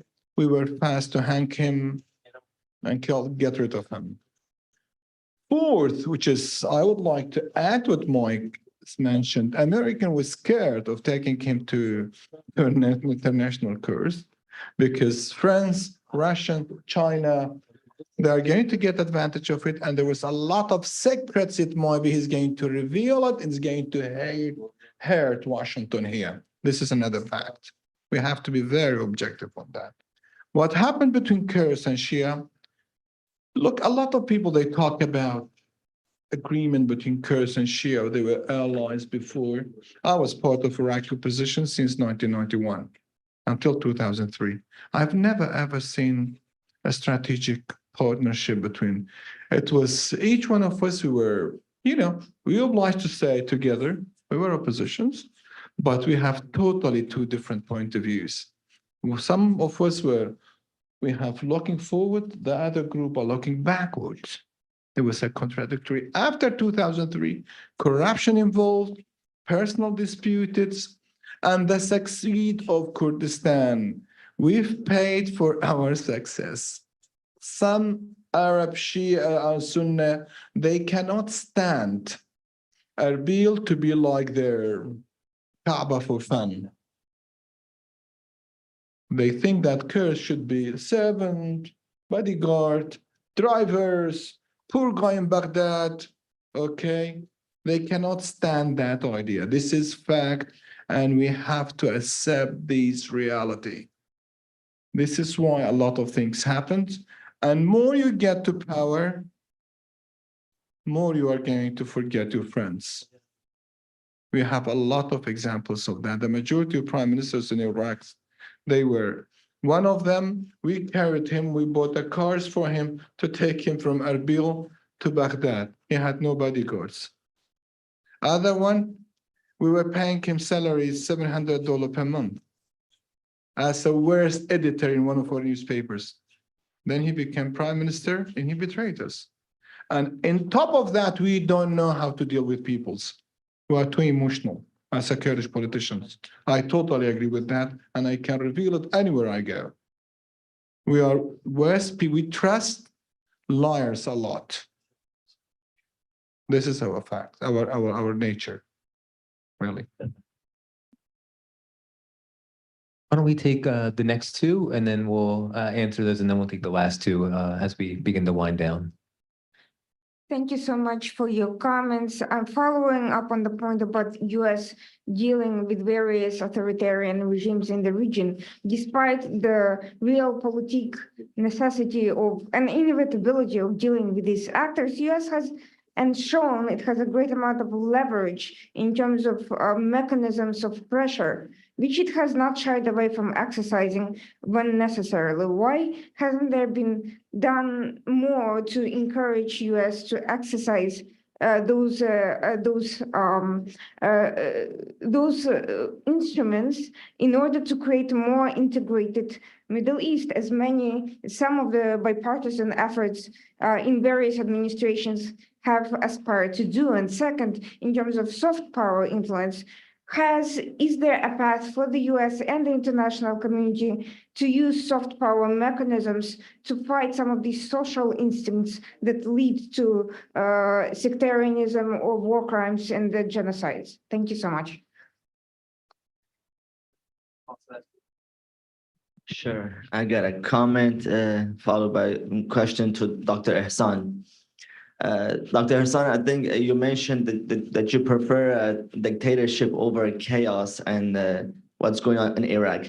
I believe what's happening in Iraq right now, currently speaking, it is the main reason of the previous dictatorship by Saddam Hussein's regime, who created this hatreds, who created this whole chaos in Iraq.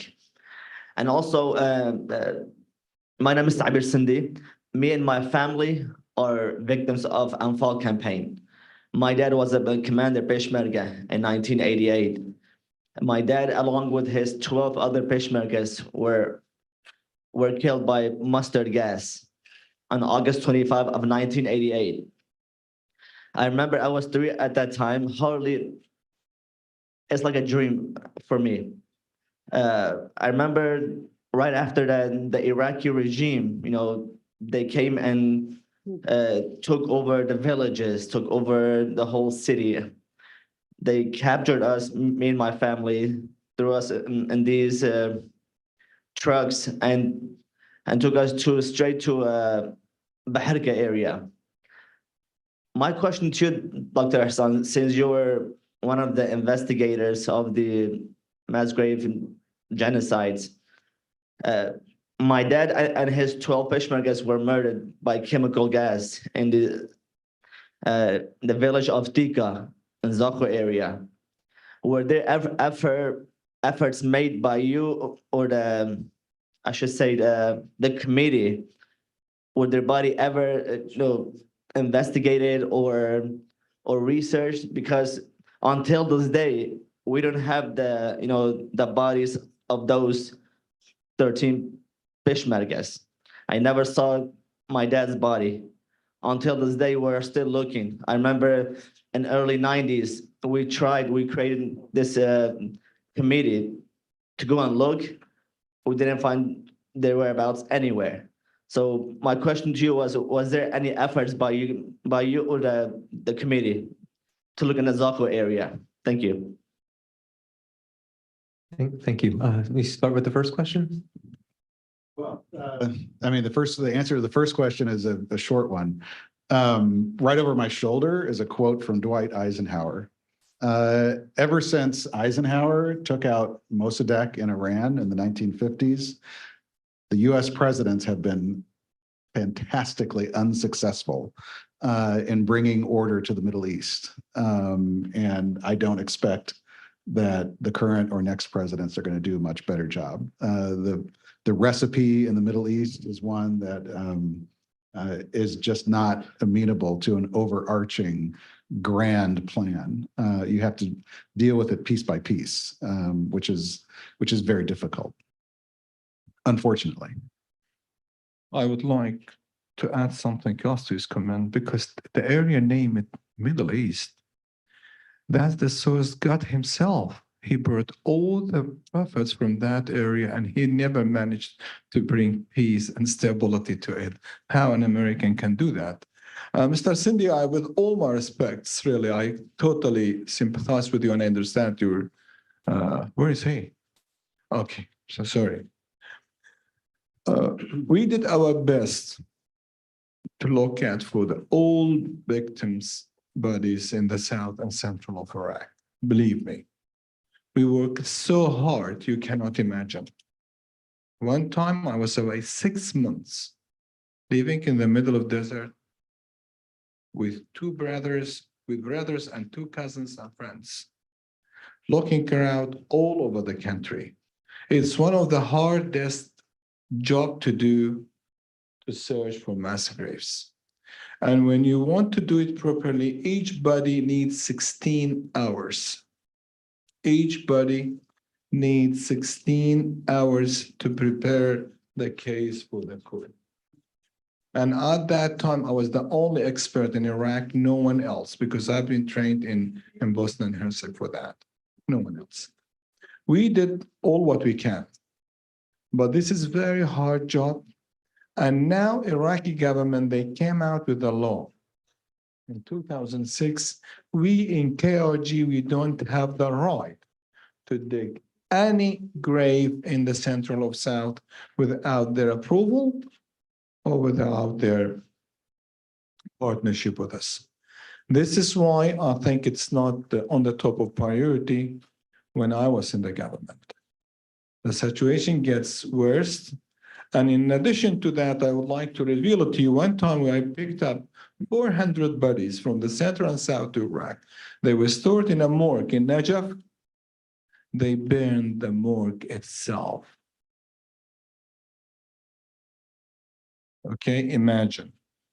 400 body is being burned inside one of the morgues in Najaf by respect for people you don't know how. And still the results of investigation is not been revealed to us. This is why I think it's a hopeless case, but based on my experience, by the end, I think it's moral responsibility for all of us to bring all the bodies back. No way to leave them to live in the desert like that. It needs time, but you are not going to find out the body of your parents or your family, because in Kurdistan, we don't do DNA.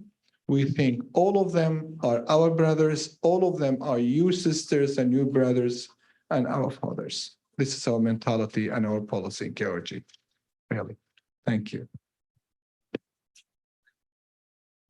I have two questions, question for Dr. Kelly and one for Dr. Ehsan.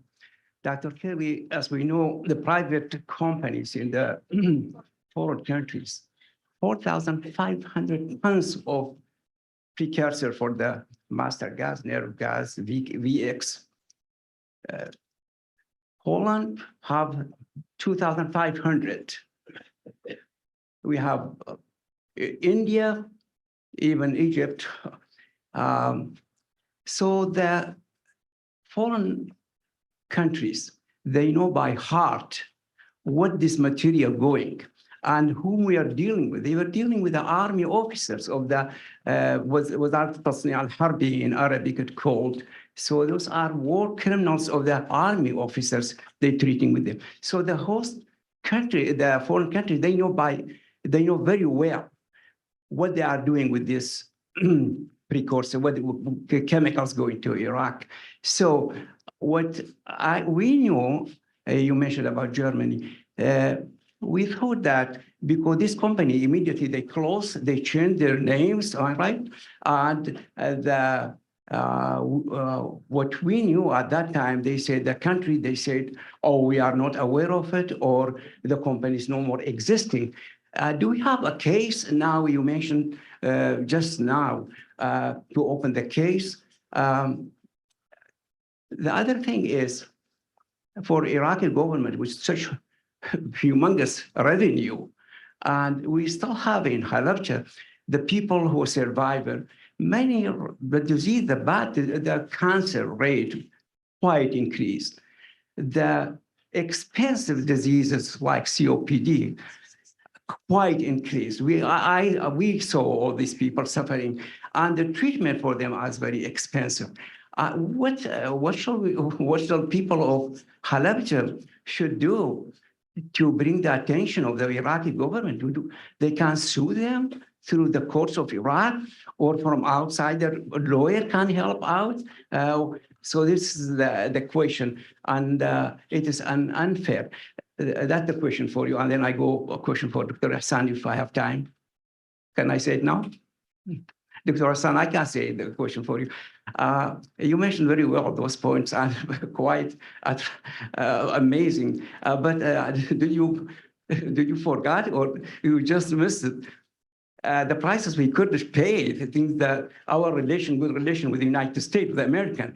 So Iranian people, they think that we see all these drones, missiles hitting the Kurdistan.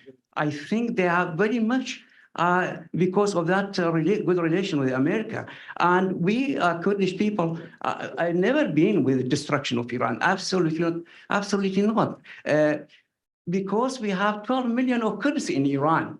They think that we are here, all people are outside on Iraq, we are planning for destruction of Iran. We have nothing to do with, I'm sure they know, Dr. Hassan, they know that, am I right? I am Dr. Ibrahim Saleh from KNCNA. So the organization of United States, I'm sure you heard about it. Thank you very much. So yes, I mean, you could, to answer your last part first, you could bring a case, with through the Iraqi judicial system. I don't think that's going to go very far. That's not to say you couldn't bring it. You could bring Germany to court at the ICJ, but you could also go after the corporations directly if you can convince a German prosecutor to do so. We saw this last year in France. So the French prosecutor took a French corporation, the Lafarge Cement Corporation, to court for criminal prosecution because a subsidiary of Lafarge was doing business in Syria, and it was paying bribes, millions of dollars of bribes to ISIS to keep its cement plant open. And so the charges are that this company is supporting crimes against humanity committed by ISIS. And the appellate court in Paris said, yes, prosecutor, you can bring this case against this company in France. So if you could convince the German prosecutor in Frankfurt or Munich or Dusseldorf, or pick your city, to go after one of these German chemical corporations, and there are dozens, and they're still there, on the same basis that the French went after Lafarge in Syria, go after the German corporation for what it did in Iraq, that could be another form of liability. But again, nobody's pursuing it. This needs to be the next level of business, I think. Dr. Ibrahim, I'm going to be very direct with you. What you said, our relation with American is one side of the coin. I will show you the brighter side of the coin with the picture of Lincoln Senate or any president of the country. The other side of it is our dignity. Believe me, it's not our relations and our success. Iranian, they think they occupied all Middle East except that part of Kurdistan, which is being ruled by President Barzani. And they want to do anything they can to catch us and make us to be our slave, which we cannot. We never grown up to be in a way to be a slave for the states in the area, no matter what happens. It's a matter of dignity more than a matter of our relation with American. Iraq, they have more relations with American. Qatar, they have one of the biggest bases in Middle East. In Emirates, you have huge amount of American. You have Israel surround. By the way, it's Israel's train is much nicer for Iranians drone and ballistic missiles if they want to do it. Why they want to do in Erbil? Because Mr. Barzani don't accept their humiliation. I can add one more thing, because they know that it's absolutely no Mossad in Erbil, as President If they were Mossad, they They cannot do none of the Middle East, none of the Arab and Islamic countries dare to attack Mossad. Sure, absolutely. And we stay good. And I know what I'm talking United about. States, Never. United States, regardless of what, yes, we are quite close to United States. We will stay there, they like it or not. That is the Kurdish people, absolutely. Thank you very much. Thank you. Take the last two, because I know we're. Iraq is not saying anything about the hearing. Hi. So I have a very nutshell because I want to give you a view from somebody who's been a survivor of an Anfal campaign. Thank you, Dr. Yerevan. You are the hope as somebody who survived. I always put my trust in my own citizen, people like you. I really appreciate. God bless you. And my question at the end will go to Dr. Ihsan. My name is Goran. I was 8 years old when I was people buried alive. Even though I'm talking, I'm shaking because nowadays, since March up to the April, I'm not normal. I can't sleep with my families. I want to be around crowded people because when I sleep alone, I have this kind of nightmare come to my mind. So please bear with me. I'll give you an example of what it means to be a genocide. And I lost my dad and a lot of families. That's why my trust always with my people of Kurdistan, our leaders, and people like Dr. Yerevan. With all my respect to the US citizen and the US governments, I'm a US citizen. I do accept and appreciate your sympathy, but the sympathy is not going to solve my problem. I am there on the mountain is the only friend that we have. So please bear with me. I see a lot of people buried alive in front of my eyes, and I was 8 years old, and my mom keep my eyes not seeing this kind of catastrophe. And after we've been issued an amnesty by the Saddam, so we went through a different cycle of genocide. They put us in a campaign in Chamchamal. So you're not allowed even to go to school under your name. So I was part of the school under my grandfather's name. And we were like moving from place to place, from city to city, just to survive, not to be kidnapped or killed because we were not allowed to go to school. And thank God that I ended up to go to the university Civil Engineering University in Anbar. That's a different stage of Anfal campaign. Started when I was approached by doctors, by professors. You all belong to Talabani or Barzani. I said, I am a student of civil engineering. What does that have to do with that? So we've been always targeting. They don't allow us even to study because they did a lot of investigation about my names because my identification was not clear because my dad's name is my grandfather's name. So they went check and just started from there. And after all of this, I ended up to come to the United States. And alhamdulillah, I brought all my family in and have the other opportunities to go and to be part of the US military in the Iraq. And I personally saw those peoples, they based their relationship based on their mutual interest. I don't see people, we lack leadership internationally because I cannot trust people who work for their salaries to defend my rights and to defend peoples in the Middle East. Because I was in the US embassy in Baghdad. I see people, they suffer to pay their bills, how they can solve, how they can not compromise their principles. So for me, I lost trust in the international community. I lost trust in the international leadership. Even though when we held the referendum, unfortunately, we were attacked by almost everyone. And I was part of that embassy. I said, I will not be part anymore because I see people attacking all the Peshmerga forces and nobody just raised their hands. Why? Because they have their companies, they have their interests on the ground. So that's why, Dr. Ihsan, for me, honestly, I lost trust in the international community. They will not come for us. We have to defend ourselves. We have to support people like Dr. Erivan, those who we can put our trust in themselves. And also, as a part, Dr. Ihsan, genocide happens all the time, everywhere. No matter what we do, we cannot end it. But we need leaders who work for their principles, who define themselves where you are. Because some people, by just working for their company, supporting genocide. Thank you so much. Please forgive me.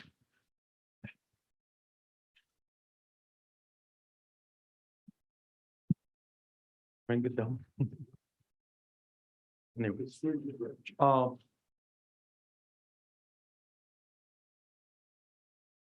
My name is Harry Jonah, and I am Chaldean American, originally from Baghdad.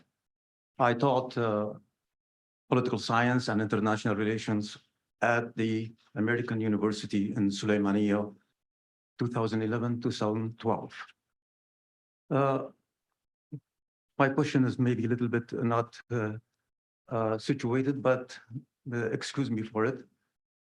All lovers of Kurdistan, civilization, culture, heritage, and especially resilience, are very worried of the continued discord and the internal continued discord in Kurdistan, especially between PUK and KDP. So my question is, with this catastrophic memory, a memory of this catastrophic occasion, isn't it time to heal this discord and do something about it? And what could be done to make it resolved once and for all? Dr. Ihsan, and maybe Ms. Tarifa is well situated to answer. I think my colleague Mohammed is much better positioned to answer that question. Look, it's fact we have disputed and we have problems together. We cannot. I'm sorry to say that completely covering over it and forgetting. We all totally support, we all hope for that really, but we have disagreements, we have problems, we are doing our best to sort out that disputed. I totally agree with you. Really, I totally agree with you. And you are surrounded by enemies. Okay. So I agree with you. Do not unite. Nothing is going to be resolved. I agree with you. Really, I totally agree with you and understand the position. This is Middle East, and this is politics there, and most of the problems is being created by the same enemy you mentioned. By the way, mainly Iran. They are working hard to create some groups inside Kurdistan, some militias, some monkeys to be a leaders. We have a lot of monkeys, they became a leaders in Kurdistan today. And it's fact. I totally accept it. And just look at the faces. We have some faces you cannot stand, you cannot accept it as a leaders. And we've been in some areas, they want to run university by K1 students. K1 student, they cannot run the university. We are at the university, and the majority of you know what I'm talking about. But we are doing our best to sort out our problems. So I agree with you. Without a Kurdish unity, we are going to have a lot of problems in the future. Totally agree with you. Thank you.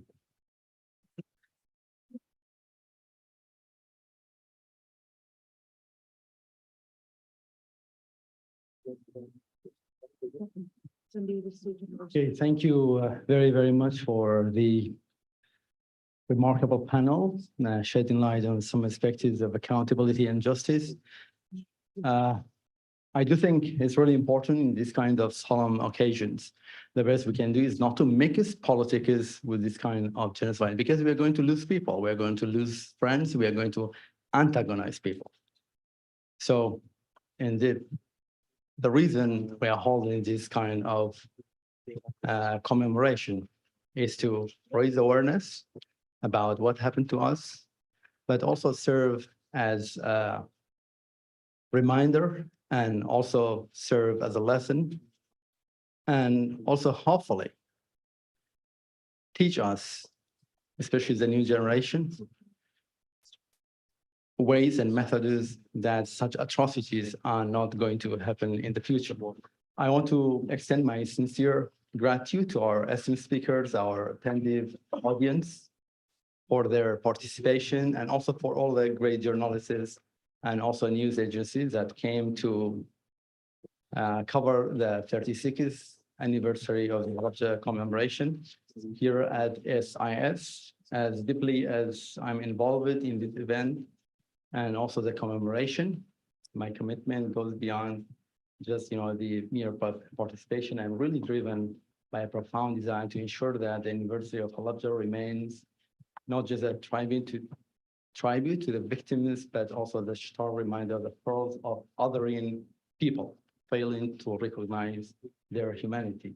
The tragedy of Halabja and the Kurdish genocide serves not just to educate us, but also to compel us to ponder how to unite our efforts collectively to ensure that what happened to us will not happen to the future generations, to address our differences, why we should not embrace empathy, understanding, and mutual respect and recognition instead of violence and hatred. Let's use the legacy of Halabja to provoke deep introspection and collective commitment to building a world founded on compassion, recognition, and peace for everyone. Thank you very, very much indeed. And also please help yourself. And I hope to see you in our other events. We're going to have more in the future. Thank you very, very much. Thank you.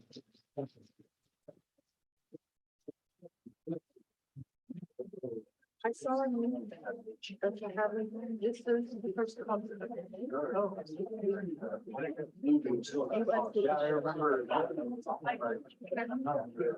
Right, but I saw that it was now the next. The